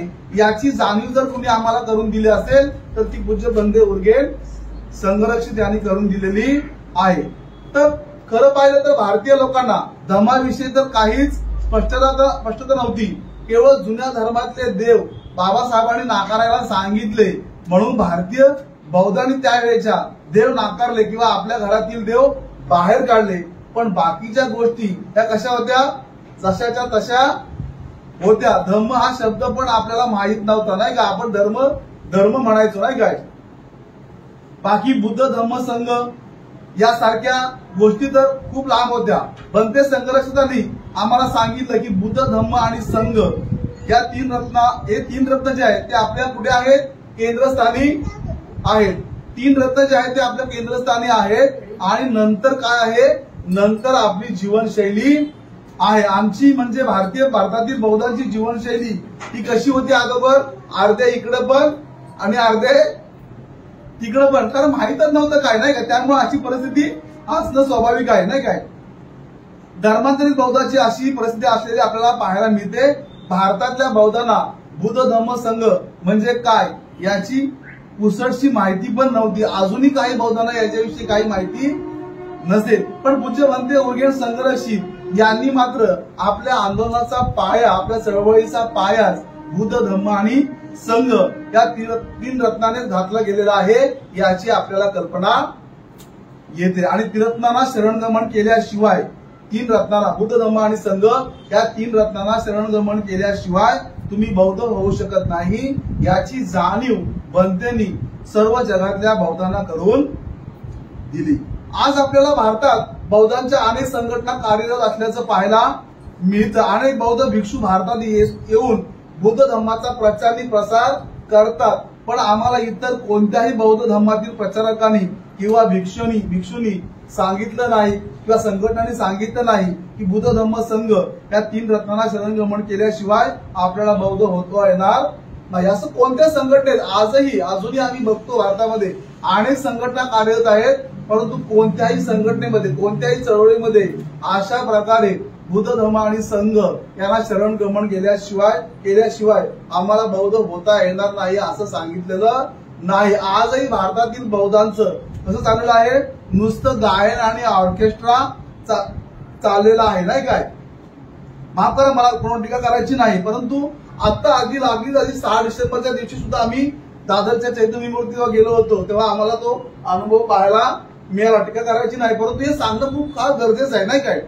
तिथं बौद्ध महासंघ मुंबई केंद्राचा जो पॅन्डल आहे त्या पॅन्डलच्या दोन्ही बाजूला काय चालू होतं 6 डिसेंबरला, हे आम्ही सगळ्यांनी अनुभवलेलं आहे. अर्थात गीत गायन, कला, ऑर्केस्ट्रा यासारख्या गोष्टी आपल्याला पाहिजेत, त्यातून आपल्या आदर्शांच्या कार्याची आम्हाला माहिती मिळते. पण याशिवाय अधिक पण काय महत्वाचं असेल तर ते म्हणजे आपण आपल्या दैनंदिन जीवनात धम्माला किती महत्वाचं स्थान देतो ते अतिशय महत्वाचं आहे. आणि मगाशी म्हटलं की मला कोणाला टीका करायची नाही, पण बुद्धाच्या धम्माची शिकवण आपल्या दैनंदिन जीवनात कशी अंमलात आणायची ही गोष्ट आम्हाला भंते संघर्षांनी करून दिली, याची जाणीव करून दिली आणि तिचा उहापोह आजच्या दिवशी करणं सुद्धा आम्हाला फार गरजेचं आहे, त्याशिवाय चालणार नाही. संघात येण्यापूर्वी आम्हाला काय माहिती होतं की बौद्धांना ध्यान करायला लागतं, कोणाला माहिती होतं का? कोणालाच माहित नव्हतं, मला पण माहित नव्हतं, नाही काय. भगवान बुद्धांच्या धम्मा या ग्रंथामध्ये बाबासाहेबांनी सांगितलं होतं की सिद्धार्थाला संबोधीची प्राप्ती ही ध्यानातून झाली, हे बाबासाहेबांनी सांगितलं. पण याआधी बाबासाहेबांनी ज्या ग्रंथाला लिहिलं तो ग्रंथ तरी आम्ही कधीच वाचला नाही, नाही काय. संघात आल्यावरच त्याचं वाचन व्हायला लागलं आणि मग आम्हाला माहीत झालं की सिद्धार्थाला संबोधीची प्राप्ती ही ध्यानातून झाली. आणि म्हणून मी मगाशी म्हणालो की बौद्धांना किंवा एक बौद्ध व्यक्ती म्हणून ध्यान करावं लागतं हे आम्हाला संघात आल्यावरच कळालं, नाही का. संघात आल्यावरच ज्येष्ठ धर्माचार्यांच्या माध्यमातून आम्हाला ध्यानाची विस्तृत माहिती मिळाली. अगदी ध्यान साधनेला कसं बसायचं यापासून ते ध्यानाचे प्रकार किती, आनापानसती की मैत्री भावना, ध्यानाच्या पायऱ्या किती, नाही काय. ध्यान का करायचं, ध्यान कसं करायचं, ध्यान करण्यामागचा काय उद्देश, यासारख्या अतिशय महत्वाच्या विषयाची माहिती पण आम्हाला कुठं आली, संघामध्येच कळाली, नाही काय. त्यानंतर संघात आल्यावरच धम्मशिबिरे, धम्मवर्ग, धम्म प्रशिक्षण, धम्मचिंतन यासारख्या अतिशय प्रमुख शिकवणीपासून आपण सर्वजण पूर्वी कोसो दूर होतो. याच्या अगोदर संघात येण्यापूर्वी खूप लांब होतो, पण संघात आल्यावर धम्मशिबिराच्या माध्यमातून धम्म प्रशिक्षण मिळायला लागलं, धम्मचिंतन आम्ही करायला लागलो. त्याचप्रमाणे शिलांचं आचरण कसं करायचं याचं प्रशिक्षण आम्हाला संघात आल्यावरच समजायला लागलं. संघात येईपर्यंत तरी आमची वही कोरी होती, म्हणजे वही आम्ही वहीच नव्हती आमच्याकडे, कोरी व्हायचा प्रश्नच नाही. आम्हाला माहित पण नव्हतं की अशा प्रकारचा अभ्यास पुढे होतो. संघात आल्यावरच कळालं, तेव्हा आम्ही आमच्या वह्या लिहायला सुरुवात झालेली आहे, नाही काय. त्यानंतर आम्ही धम्म प्रशिक्षण वर्गाला जायला लागलो, धम्ममित्र झालो, मित्रांच्या शिबिराला आणि वर्गाला जायला लागलो. आम्ही आमच्या शिलांच्या बाबतीत गंभीर व्हायला लागलो, नैतिक आचरण, सदाचाराचं जीवन आम्ही जगायला लागलो आणि परिणामकारक धम्म आचरण करायला लागलो. तर अशा प्रकारे आमच्या जीवनाच्या प्रवासामध्ये धम्माचा तडापा आम्हाला त्रिरत्न बौद्ध महासंघामुळे मिळालेला आहे, लाभलेला आहे. त्रिरत्न बौद्ध महासंघाची स्थापना करून भंते संघरक्षित यांनी खरोखरच बाबासाहेबांच्या धम्मक्रांतीला अतिशय प्रामाणिकपणे गतिमान करण्याचा प्रयत्न केलेला आहे. बाबासाहेब म्हणाले होते की शिलावर आधारित नवसमाज निर्माण झाला पाहिजे. अगदी तशाच प्रकारे भंतेनी बाबासाहेबांच्या संकल्पनेतला शिलावर आधारित नवसमाज निर्माण करण्याचा प्रयत्न केलेला आहे, नाही की. अगदी धम्मसहायकापासून ते धम्मचारीपर्यंत वेगवेगळी शिबिरे, वेगवेगळे अभ्यास वर्ग आजच्या घडीला त्रिरत्न बौद्ध महासंघात होतात. त्रिरत्न बौद्ध महासंघाच्या भारतातल्याच नव्हे तर जगभरातल्या प्रत्येक केंद्रावर एका विषयावर धम्म प्रशिक्षण वर्ग, धम्म अभ्यास वर्ग होत आहे. एका विषयाचा अभ्यास करण्यासाठी केंद्रावर महिने लागतात. अगदी बाबासाहेब जसं म्हणाले होते तसा तुलनात्मक अभ्यास आपल्या प्रत्येक केंद्रावर आज चालतो, नाही का, आपल्या अभ्यास वर्गामध्ये होत असतो. आणि त्या अभ्यासावर विस्तृत माहिती पण देण्यात येते. भारतात इतरत्र कुठे अशा प्रकारचे धम्म प्रशिक्षण इतर संघटनाच्या माध्यमातून होत असतील याची मला तरी कल्पना नाही काय. त्रिरत्न बौद्ध महासंघात आपण असल्यामुळेच आपणा सर्वांना धम्म विषयाची स्पष्टता येत आहे. आजच्या क्षणाला आपण सर्वजण आपली प्रत्येक कृती ही धम्माला अनुसरून आहे का याची जाणीव ठेवून जीवन जगत आहोत नाही का. आपल्या प्रत्येक कृतीविषयी आपण जागृती ठेवून धम्म आचरण व शिलांचे परिणामकारक पालन करण्याचा प्रयत्न करीत आहोत. त्रिरत्न बौद्ध महासंघाचा धम्ममित्र व धम्मचारी हा जरी सर्वसामान्य बौद्धांपेक्षा किंवा सर्वसामान्य लोकांपेक्षा थोडा वेगळा जरी असला तरी त्याच्या जीवनात येणाऱ्या अनेक अडचणी किंवा समस्या त्या सर्वसामान्य लोकांसारख्याच आहेत. पण तो या अडचणींना किंवा समस्येला धरून ठेवत नाही किंवा दुसऱ्याला दोष देत नाही, तर तो या समस्येला या अडचणींना स्वीकारतो आणि आपल्या धम्म आचरणातून आपल्या धम्म प्रशिक्षणातून तो या समस्येवर या अडचणीवर काय करतो, मात करतो, समस्येच्या वर उठतो. तर तशा प्रकारचं प्रशिक्षण त्याला संघामध्ये मिळाल्यानेच तो आज सर्वसामान्य लोकांपेक्षा थोडा वेगळा आहे नाही काय. बाबासाहेबांनी आपल्याला बुद्धाच्या धम्माची दीक्षा किंवा बुद्ध धम्म दिला, तर बनते संघरक्षित यांनी धम्माची शिकवण आचरणात कशी आणायची याचे प्रशिक्षण तर दिलेच, पण ते प्रशिक्षण अविरत चालू राहण्यासाठी एका नव्या संघाची निर्मिती केली जी बाबासाहेबांना अभिप्रेत होती. कारण बाबासाहेब भारतीय बौद्ध महासभेच्या स्थापनेतील 10 कलमे किंवा 10 नियम सांगतात. त्या 10 नियमातील 8व्या नियमाला बाबासाहेब असं म्हणतात की गरज पडल्यास नव्या प्रकारच्या भिक्षू संघाची निर्मिती करावी लागेल आणि ती गरज बनते संघरक्षित यांनी अशा प्रकारच्या नव्या संघाची निर्मिती करून पूर्ण केलेली आहे याचा आपल्याला अनुभव येत आहे. आज आपण त्याला धम्मचाऱ्यांचा संघ किंवा धम्मचारी म्हणतो आणि बनते संघरक्षित यांनी या नव्या प्रकारचा भिक्षू संघ केवळ भारतातच निर्माण केला नाही, तर जगाच्या अनेक राष्ट्रांमध्ये मला वाटतं जवळजवळ आजच्या क्षणाला 52 ते 55 राष्ट्रांमध्ये आपले त्रिरत्न बौद्ध संघाचे कार्य असल्याचं आपल्याला पाहायला मिळतं. म्हणजे बाबासाहेब जसं म्हणाले होते की जगातील बौद्ध सेवा मंडळ स्थापन करणे, जागतिक बौद्ध सेवा मंडळ स्थापन करणे, जेणेकरून भारतातील बौद्धजन जगातील बौद्धांच्या संपर्कात येतील व भारतीय बौद्धांना बुद्धाच्या धम्माची अधिक स्पष्टता येईल. आणि बनते संघरक्षित यांनी बाबासाहेबांची ही एक काळजी दूर करण्याचा प्रयत्न केलेला आहे, जी बाबासाहेबांना भारतातून बौद्ध धर्म नष्ट झाल्याचा जो अनुभव होता, जी काळजी बाबासाहेबांना होती की भविष्यात माझ्यानंतर ही धम्म चळवळ कशी चालेल याची बाबासाहेबांना काय होती, एक काळजी होती. ती काळजी बनते संघरक्षित यांनी काय केलेली आहे, अशा प्रकारच्या संघाची, जागतिक संघाची, बौद्ध संस्थेची निर्मिती करून बाबासाहेबांची ती काळजी दूर करण्याचा प्रामाणिक प्रयत्न केलेला आहे याचा आपल्याला आज अनुभव येत आहे. बनते बाबासाहेबांच्या शब्दाचा आधार घेऊन म्हणतात की आम्हाला एका नव्या प्रकारच्या भिक्षूंची गरज आहे, एका नव्या प्रकारच्या धर्मसेवकाची आणि धर्मशिक्षकाची गरज आहे. आणि आमच्या त्रिरत्न बौद्ध महासंघात आम्ही नेमके हेच करण्याचा प्रयत्न केला आहे. त्रिरत्न बौद्ध महासंघाचा दशशील उपासक नाही काय, त्रिरत्न बौद्ध महासंघ दशशील उपासकांचा म्हणजे ज्यांना आम्ही धम्मचारी म्हणतो त्यांचा संघ बनलेला असून अनागारिकांचाही त्याचा समावेश होतो. या धम्मचारीपैकी अधिकाधिक धम्मचारी पूर्ण वेळ धम्मकार्य करीत असतात. ते धम्म प्रवचन देतात, धम्मवर्ग व धम्म शिबिरे घेतात नाही काय, पुस्तके लिहितात, मासिके चालवतात आणि ध्यान साधना शिकवतात. हे धम्मचारी भिक्षूंसारखे सर्वसामान्य बौद्धजनापासून वेगळे नसतात, तर ते त्यांच्यातीलच एक असतात. त्यामुळे ते नेहमी सर्वसामान्य बौद्धजनांच्या जवळ असतात. अशा रीतीने आम्ही भारतातून बौद्ध धम्म पुन्हा नाहीसा होण्याचे टाळीत आहोत. याच्यावरून आपल्याला सर्वांच्या लक्षामध्ये येतं की बनते संघरक्षितांनी बाबासाहेबांच्या धम्मक्रांतीची किंवा बुद्धाच्या धम्माची खूप काळजी केलेली आहे, खूप काळजी घेतलेली आहे हे आपल्याला पाहायला मिळतं.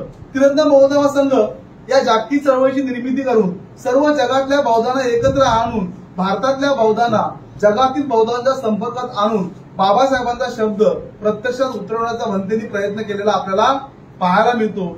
आता आपली सर्वांची काय आहे, जबाबदारी आहे.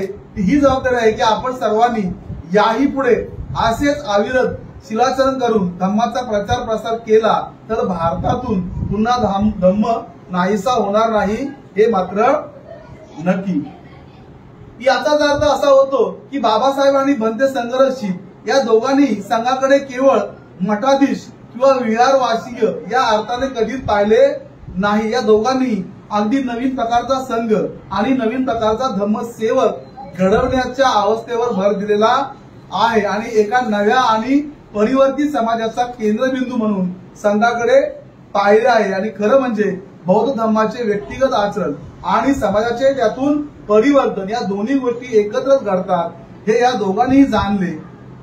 दोघांनीही बुद्ध धर्म आणि संघाच्या शरणगमनाचे महत्व व्यक्त केलेलं आहे. म्हणजे या ठिकाणी भंते असं म्हणतात की बाबासाहेबांना जी भीती होती नाही काय बौद्ध धर्माच्या विषयी, त्या बाबासाहेबांना हा अनुभव होता की भिक्षू जे आहेत ते पूर्वी कसे झाले होते, विहारवासी झाले होते, राजाश्रमाला गेले होते, तशा प्रकारचं न होता एक नव्या प्रकारचा भिक्षू संघ किंवा एक नव्या प्रकारचा प्रशिक्षक निर्माण झाला पाहिजे.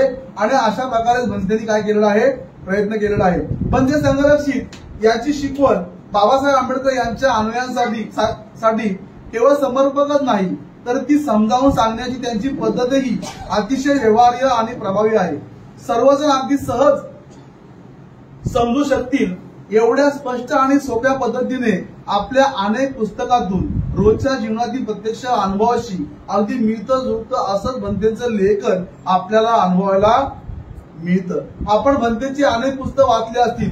उदाहरण द्यायचं म्हटलं तर आपण आर्याष्टांगिक मार्ग, बुद्ध मानवाचा आदर्श यासारख्या अनेक पुस्तकातून भंते अगदी सोप्या भाषेत नाही काय व दैनंदिन जीवनात घडणाऱ्या घडामोडीची उदाहरण देऊन एक प्रकारे आपल्याला किंतु परंतु साठी पण काही ठेवत नाही का. अशा प्रकारचं लेखन भंतेनी आपल्या पुस्तकांच्या माध्यमातून समस्त बौद्ध जगतात पोहोचवण्याचं काम केलेलं आपल्याला पाहायला मिळतं. आपल्या मनामध्ये राग आलेला आहे, द्वेष आलेला आहे, लोभ आलेला आहे, ईर्ष्या आलेली आहे, अहंकार आलेला आहे, तर त्याला पाहून त्यातून कसं बाहेर पडता येईल अशा अगदी सोप्या भाषेत भंतेनी आपल्या पुस्तकांच्या माध्यमातून शिकवणीतून आम्हाला मार्गदर्शन केलेलं आहे. आणि मग माझ्यासारख्याला बाबासाहेबांच्या 22 प्रतिज्ञेतल्या 21व्या प्रतिज्ञेत बाबासाहेब म्हणतात की माझा नवा जन्म होत आहे. या 21व्या प्रतिज्ञेचा अर्थ मला आता कुठे स्पष्ट होतोय की बाबासाहेब का असे म्हणाले होते की माझा नवा जन्म झालेला आहे नाही काय. तर संघात येऊनच आणि खरंच आपल्या सर्वांचा संघात येऊनच एक प्रकारे काय झालेला आहे, नवा जन्म झालेला आहे असं मला तरी वाटतं. नाहीतर इतर ठिकाणी किंवा इतर कोणत्या संघटनेने अशा प्रकारे बौद्ध धर्म समजावून सांगितला असता हा एक प्रश्नच आहे. कारण माझ्यासारख्याच्या जीवनात एवढा परिणामकारक बदल कधी घडला असता याविषयी एक मला सुद्धा आश्चर्य वाटते. माझा कधी विश्वास बसत नाही माझ्यावरती की मी अशा प्रकारचं चिंतन करू शकतो किंवा मी अशा प्रकारचं एखादं प्रवचन देऊ शकतो नाही काय. माझ्या समवेत असलेल्या लोकांना आज माझ्यामध्ये घडलेला परिणाम बदलाविषयी एक प्रकारचं काय झालेलं आहे, आकृत वाटते नाही काय, आश्चर्यकारक वाटत आहे. त्यांना एक प्रकारची काय झालेली असं वाटतं की एक जादू झालेली आहे. कारण निर्जीवांना पण सजीव करण्याची शिकवण बुद्धाच्या धर्मामध्ये आहे आणि त्रिरत्न बौद्ध संघाने ती माझ्यासारख्या सर्वसामान्य माणसापर्यंत पोहोचवली. कारण मी म्हणजे मगाशी म्हटल्याप्रमाणे नाही काय कामातून गेलेली केस किंवा आता याच्या जीवनाचे काही खरे नाही किंवा आता याची विकेट पडणार नाही काय अशीच परिस्थिती निर्माण झालेली होती किंवा अशीच परिस्थिती निर्माण झाली असताना मी संघाच्या संपर्कात आलो आणि बुद्धाच्या धम्माने माझ्या जीवनामध्ये क्रांती घडवून आणली, परिवर्तन घडवून आणलं आणि म्हणून धम्म यापुढेही जिवंत राहणार आहे. बाबासाहेबांची आणि भंतेंची धम्मदृष्टी ही समान आहे. मला बाबासाहेबांचा मुक्ती कोणपते या पुस्तकातलं एक वाक्य या ठिकाणी आठवतं. कदाचित ते आपल्या सगळ्यांना माहिती असेल. त्यात बाबासाहेब आपल्या लोकांना सांगताना असं म्हणतात की तुम्हाला संसार सुखाचा करायचा असेल तर धर्मांतर करा नाही काय असं बाबासाहेब म्हणतात. आणि आपण नेमकं संघाच्या संपर्कात येतो, धम्ममित्र होतो, धम्म प्रशिक्षण घेतो, धम्म शिबिरे करतो, आपली समज वाढते आणि आपण आपले व्यक्तिगत आणि गृहस्थी जीवन नाही काय अधिक सुखाचं किंवा अधिक विकसित कसं होईल याच्याकडे पाहण्याचा प्रयत्न करतो. आणि संघात आल्यावरच नाही काय याचाही अनुभव आला की बौद्ध धम्म हा केवळ भिक्षूंसाठीच नाही तर आपल्यासारख्या सर्वसामान्य गृहस्थी जीवन जगणाऱ्या लोकांसाठी पण आहे. धम्माचं आचरण करणे, धम्म शिकणे, धम्माचा उपदेश देणे, धम्म शिकवणे हा काही केवळ भिक्षूंचाच अधिकार नाही, तर धम्माचे गंभीरपणे आचरण करणारे गृहस्थी लोक सुद्धा धम्म प्रचार आणि धम्म उपदेश करू शकतात. या बाबासाहेबांच्या दृष्टीला भंते संघर्षकांनी समोर ठेवूनच संघात सर्वसामान्य लोकांचा किंवा उपासकांचा समावेश केला. ज्याप्रमाणे बाबासाहेबांनी 14 ऑक्टोबर 1956 ला सर्वसामान्य आपल्या लोकांना, सर्वसामान्य आपल्या अनुयायांना सोबत घेऊन धम्मक्रांती केली, तशीच अगदी तशाच प्रकारे भंते संघर्षितांनी तीर्थ बौद्ध महासंघात माझ्यासारख्या आपल्या किंवा आपल्यासारख्या सर्वसामान्य लोकांना संघात सामील करून घेऊनच एक प्रकारे ही नवी धम्म प्रशिक्षणाची किंवा धम्म शिकवणीची क्रांती केली आहे असं मला तरी वाटतं. नाही काय, आपण सर्वजण संघात दाखल झाल्यामुळेच आपल्याला बुद्धाच्या धम्माविषयी विस्तृत माहिती होते व आपली समज वाढत आहे. आपण संघात दाखल झालो नसतो किंवा संघाच्या संपर्कात आलो नसतो तर आपल्याला भंतेने निर्माण केलेला संघ किंवा विशाल बौद्ध साहित्याची आपल्याला काय झाली नसती, ओळख पण झाली नसती. आपल्याला कुणी सांगितलं असतं 5 ध्यानी बुद्धाचं मंडळ, जर आम्ही संघात आलो नसतो तर कुणी सांगितलं, मला वाटतं 5 संबोधीचे 5 वृक्ष, त्यानंतर विनय, चेतधर्म, श्रद्धा या विषयावर कुणीच पट्ट सांगितलं असतं. बोधिसत्व आदर्श, सप्तबोध्यांग, भवचक्र नाही काय, किंवा भवचक्रातील 3 वर्तुळ, 12 कड्या नाही का, असा अभ्यास आम्हाला कुणी सांगितलं असता, कुणी सांगितला नसता. नाही काय, कुशल काय किंवा अकुशल काय हे पण आमच्या लक्षात आलं नसतं, याची कल्पना पण आम्हाला कुणी दिली नसती. संघात आल्यामुळे या सर्व विषयांच्या अभ्यासाची आम्हाला ओळख झाली. आज जगभरात अनेक बौद्ध संघटना कार्यरत आहेत, पण आजच्या क्षणाला तीर्थ बौद्ध महासंघाकडे बौद्ध धम्माचे विपुल साहित्य व धम्म प्रशिक्षणाच्या अनेक पद्धती असल्याचं आपल्या लक्षात येतं. आज तीर्थ बौद्ध महासंघाच्या भारतातल्याच नव्हे तर जगभरातल्या सर्वच केंद्रात धम्माचा अभ्यास, धम्म प्रशिक्षण, धम्म शिबिराच्या माध्यमातून चालू आहे. भंते संघर्षितांनी जगभरातल्या बौद्धांना अशा प्रकारे धम्म शिबिरातून व धम्म अभ्यासातून भगवान बुद्धाच्या धम्माचे व बाबासाहेबांच्या महान धम्मक्रांतीचे आणि बाबासाहेबांच्या जीवनाचे विस्तृत प्रकारे नाही काय प्रस्तुतीकरण केल्याचं आपल्याला समजतं. एक प्रकारे भंते संघर्षितांनी बाबासाहेबांच्या धम्मक्रांतीला गतिमान देण्याचं काम अतिशय प्रामाणिकपणे केलेलं आहे, याची जाणीव आपल्याला येते. व भंते आणि बाबासाहेब यांची भगवान बुद्धांच्या धम्माविषयीची दृष्टी आहे ती दृष्टी सारखीच असल्याचं देखील आपल्याला आज संघाच्या माध्यमातून काय करत आहोत, आपण अनुभवत आहोत. नाही काय, भंते संघर्षित यांच्या प्रति कृतज्ञता व्यक्त करताना मला शेवटी असं वाटतं की आजच्या क्षणापर्यंत तरी भंते संघर्षित हेच असे जागतिक बौद्ध धम्मसेनानी होऊन गेलेत किंवा आहेत ज्यांनी डॉक्टर बाबासाहेब आंबेडकर यांच्या धर्मांतराचे खरे मूल्य आणि मर्म जाणले आणि त्यात रुची दाखवली. एवढंच नव्हे तर तीर्थ बौद्ध संघाच्या माध्यमातून ते भारतातील बौद्धांना, बाबासाहेबांच्या अनुयायांना अतिशय प्रभावीपणे मदत करू शकले. अशा प्रकारे डॉक्टर बाबासाहेब आंबेडकर यांच्या महापरिनिर्वाणानंतर भारतात ही चळवळ रुजवली नसती तर आज काय घडले असते हे सांगणे अवघड आहे आणि त्याचा अंदाज बांधणे हे काही आपले काम नाही. परंतु एक गोष्ट मात्र स्पष्ट आहे की भंते संघर्षित यांचे योगदान लाभले नसते तर भारतातील बौद्ध धम्म चळवळ अतिशय कमकुवत झाली असती, हे मात्र नक्की. नाही काय, तर मी आपल्यासमोर अतिशय कमी शब्दात भंते संघर्षित यांच्या प्रति कृतज्ञता या विषयावर मी माझ्या जीवनातील अनुभवावरून, चिंतनावरून व काही ज्येष्ठ धर्मचारी बंधूंच्या बुद्धायनातील लेख वाचून मी आपणासमोर भंते संघर्षित यांच्या प्रति कृतज्ञता या विषयावर भाष्य केलेलं आहे. खरंच भंते संघर्षित यांनी तीर्थ बौद्ध संघाची निर्मिती केली नसती तर आज माझ्यासारख्याच्या जीवनात कधी प्रकाश पडला असता का याविषयी काय आहे, शंकाच आहे. आपणा सर्वांनी मला ऐकून घेतलं त्याबद्दल मी आपणा सर्वांचा आभारी आहे. धर्मचारी जी रत्न यांनी मला आज या ठिकाणी बोलायला संधी उपलब्ध करून दिली त्याबद्दल मी त्यांचे देखील आभार मानतो.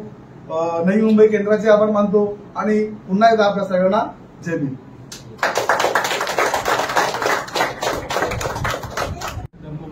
आपल्याला खूप चांगल्या रीतीने आपल्याला धम्म समजावलेला आहे की किंवा उद्गीन संघरक्षक यांच्याबद्दल माहिती दिलेली आहे, तर त्यामुळे आपण त्यांचे 3 टाळ्या म्हणून स्वागत करू. आणि यापुढील सूत्र मी निशाता इंगवले यांच्याकडे सुचवतो. आभार मानते. त्यांच्यामुळेच आपण हे आज काय वर्ग, त्यांच्यामुळे आपण शिक्षण घेत आहोत धम्माचं, संघाचं, त्यांच्यामुळेच होत आहे. त्याच्यामुळे आपल्याला खूप काही शिकायला मिळत आहे. त्यानंतर ब्रह्मचारी धर्मवर यांचे मी विशेष आभार करते. त्यांच्या अतिशय सुंदर प्रवचनामुळे आपल्याला भक्तीबद्दल आणखी माहिती मिळाली. तर त्यांनी आपल्याला कसं धम्माचं प्रशिक्षण दिलं, पुस्तकाच्या रेफरन्सने प्रवचन दिले, त्याच्यानुसार मग आपण त्यांचे ऋणी आहोत. त्यानंतर आपल्याला हे कार्यक्रमाचे आयोजन केले. कार्यक्रमाच्या आयोजनासाठी मी आपल्या सेंटरचे चेअरमन धम्मचारी सत्यकुमार सर आणि मित्र संघटक धम्मचारी जीवरत्न सर यांचे आभार मानते. त्यांच्यामुळे आपल्या मित्रसंघेला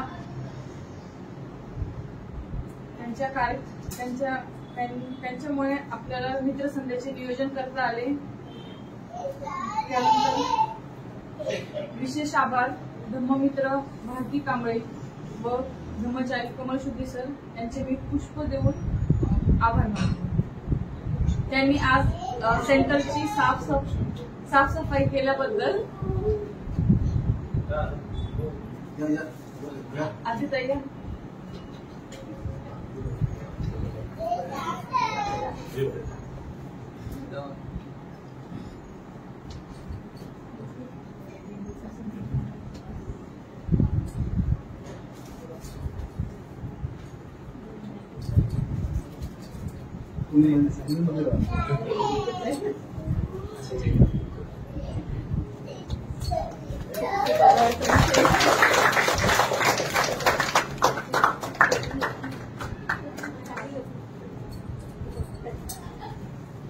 त्यानंतर धम्ममित्र प्रज्ञा बोरोडे यांनी आपल्या मित्रसंघेसाठी 2000 रुपये दान दिल्याबद्दल त्यांचे पुष्पगुच्छ देऊन स्वागत करणे.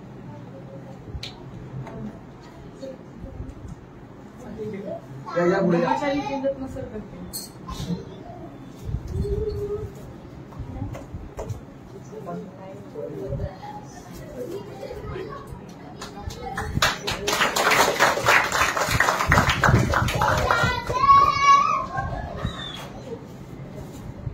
त्यानंतर प्रीती इंगळे यांची मुलगी सांची तिच्या वाढदिवसानिमित्त त्यांनी 2000 रुपये दान दिल्याबद्दल त्यांचे आपण 3 टाळ्या वाजवून स्वागत करतो.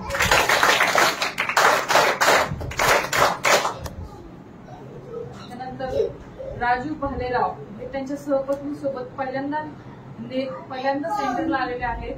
त्याबद्दल त्या दोघांना पुष्पगुच्छ देऊन स्वागत करतो.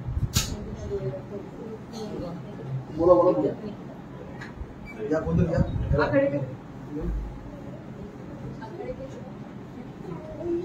या या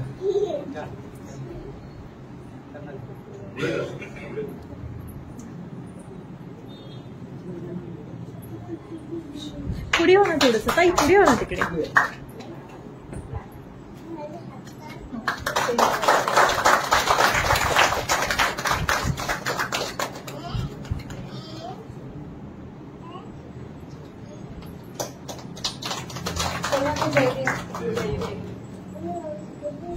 यानंतर आपल्या सेंटरमधून प्रत्येक वर्गामधून धम्ममित्रांनी आपले मनोगत व्यक्त केले.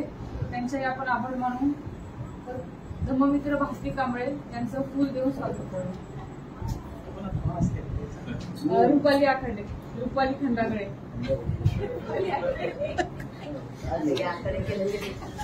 समजू शकता असं का होतंय. थोडस पुढे जा ना.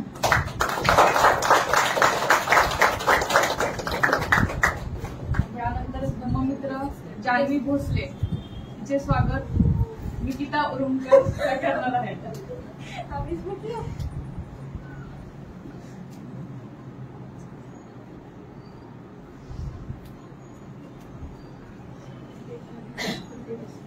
थोडस पुढे.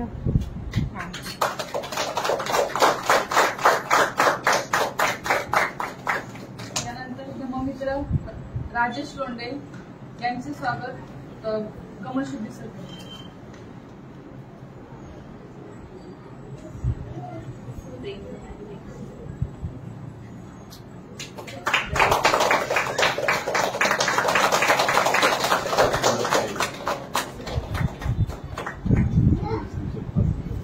इकडे बघायचं.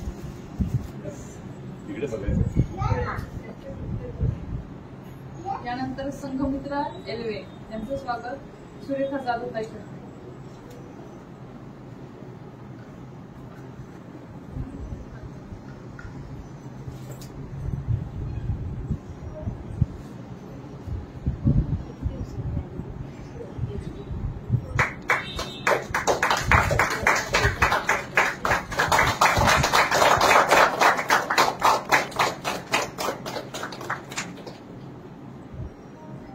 यानंतर ज्यांनी पूजा घेतली रुपालीताई खंडागळे आणि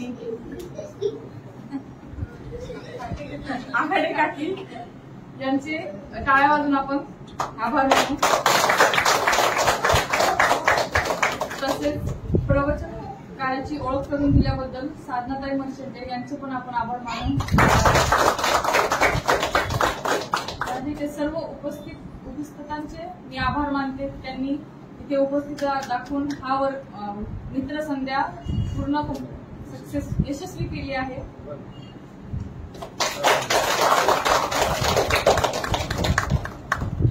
त्यानंतर काही सूचना आहेत. आपण त्रिरत्न बौद्ध महासंघ नवी मुंबई यांच्या मार्गदर्शनाखाली दर शनिवारी जनरल वर्ग ह्या सेंटरला पनवेल सेंटरला असतो. त्यानंतर पनवेल सेंटरला मित्र वर्ग हा गुरुवारी असतो. DRC येथे शुक्रवारी वर्ग असतो आणि नेरूमध्ये सोमवारी वर्ग असतो. त्यानंतर आपण आपल्या जवळच्या ठिकाणी जाऊन आपण मित्र वर्ग अटेंड करू शकतात. तसेच धम्मदानासाठी इच्छुक असलेल्यांनी दान द्यावे.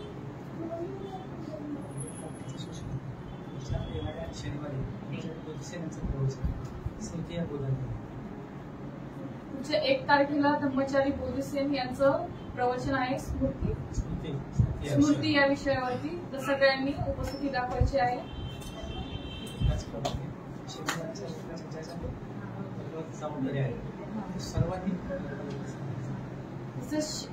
दर शनिवारी ज्या ज्या वर्गाची जबाबदारी आहे त्यांनी सगळ्यांनी उपस्थित राहावे दर शनिवारी. आणि जेवणाची सोय केलेली आहे तर जेवणाशिवाय कोणी जाऊ नये. शेवटला एक मैत्रिगीत होणार आहे. सूत्रसंचालन आणि त्या गाडीने सूत्रसंचालन केल्याबद्दल त्यांना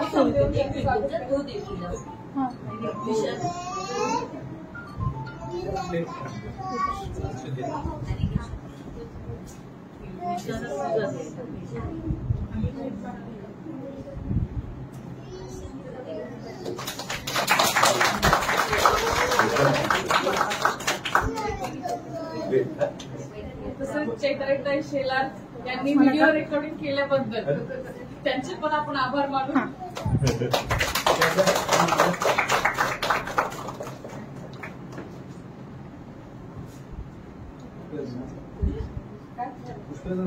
नाही नाही नाही या नको नको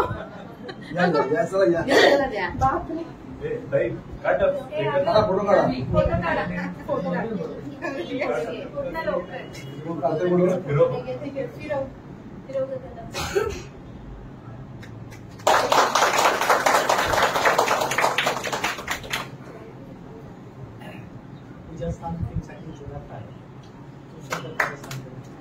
पूजास्थान टीमसाठी जोरात टाळ्या वाजवा. साधना पर्सेंटे करून दिशा इंगवलेचं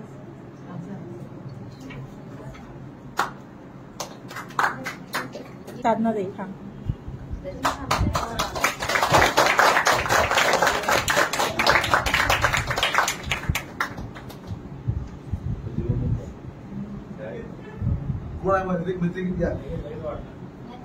तिघे लाईन मध्ये हा हात जोडा. सर्वांना जय भीम म्हणा. सर्वांना जय भीम. सबे सदा सुखी होतु. सबे सदा सुखी होतु. सबे सदा सुखी होतु. राहो राहो राहो सुखाने मानविते. या भुवरी भुवरी आईते. राहो सुखाने मानविते. या भुवरी भुवरी आईते.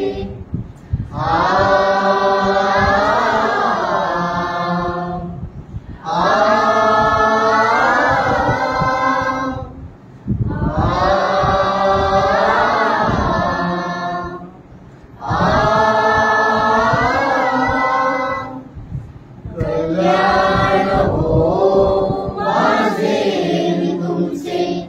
कल्याण शत्रूचे आणि मित्राचे.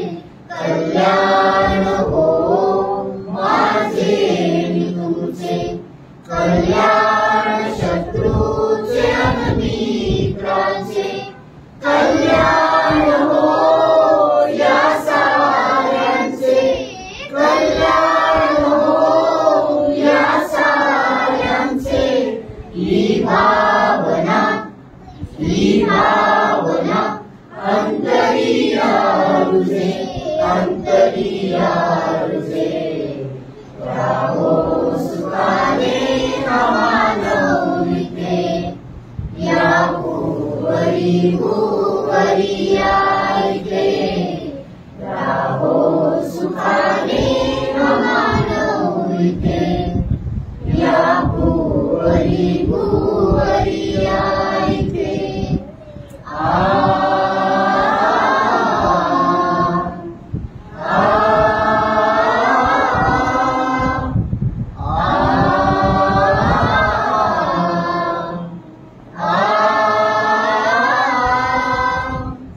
वर्णाचा धर्माचा देशाचा भेद नसे माणसा माणसाचा.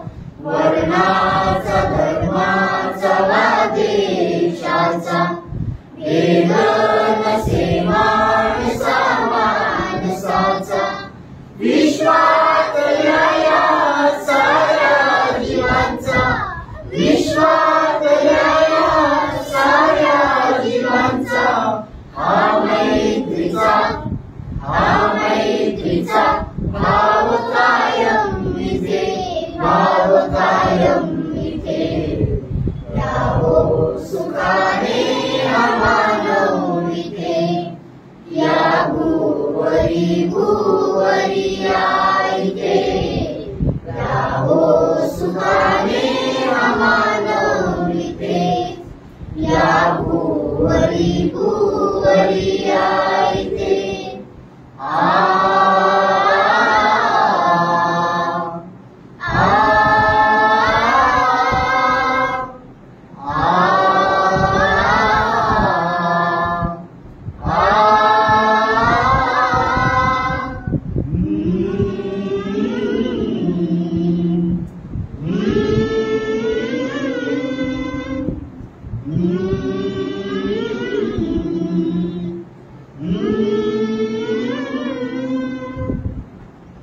जय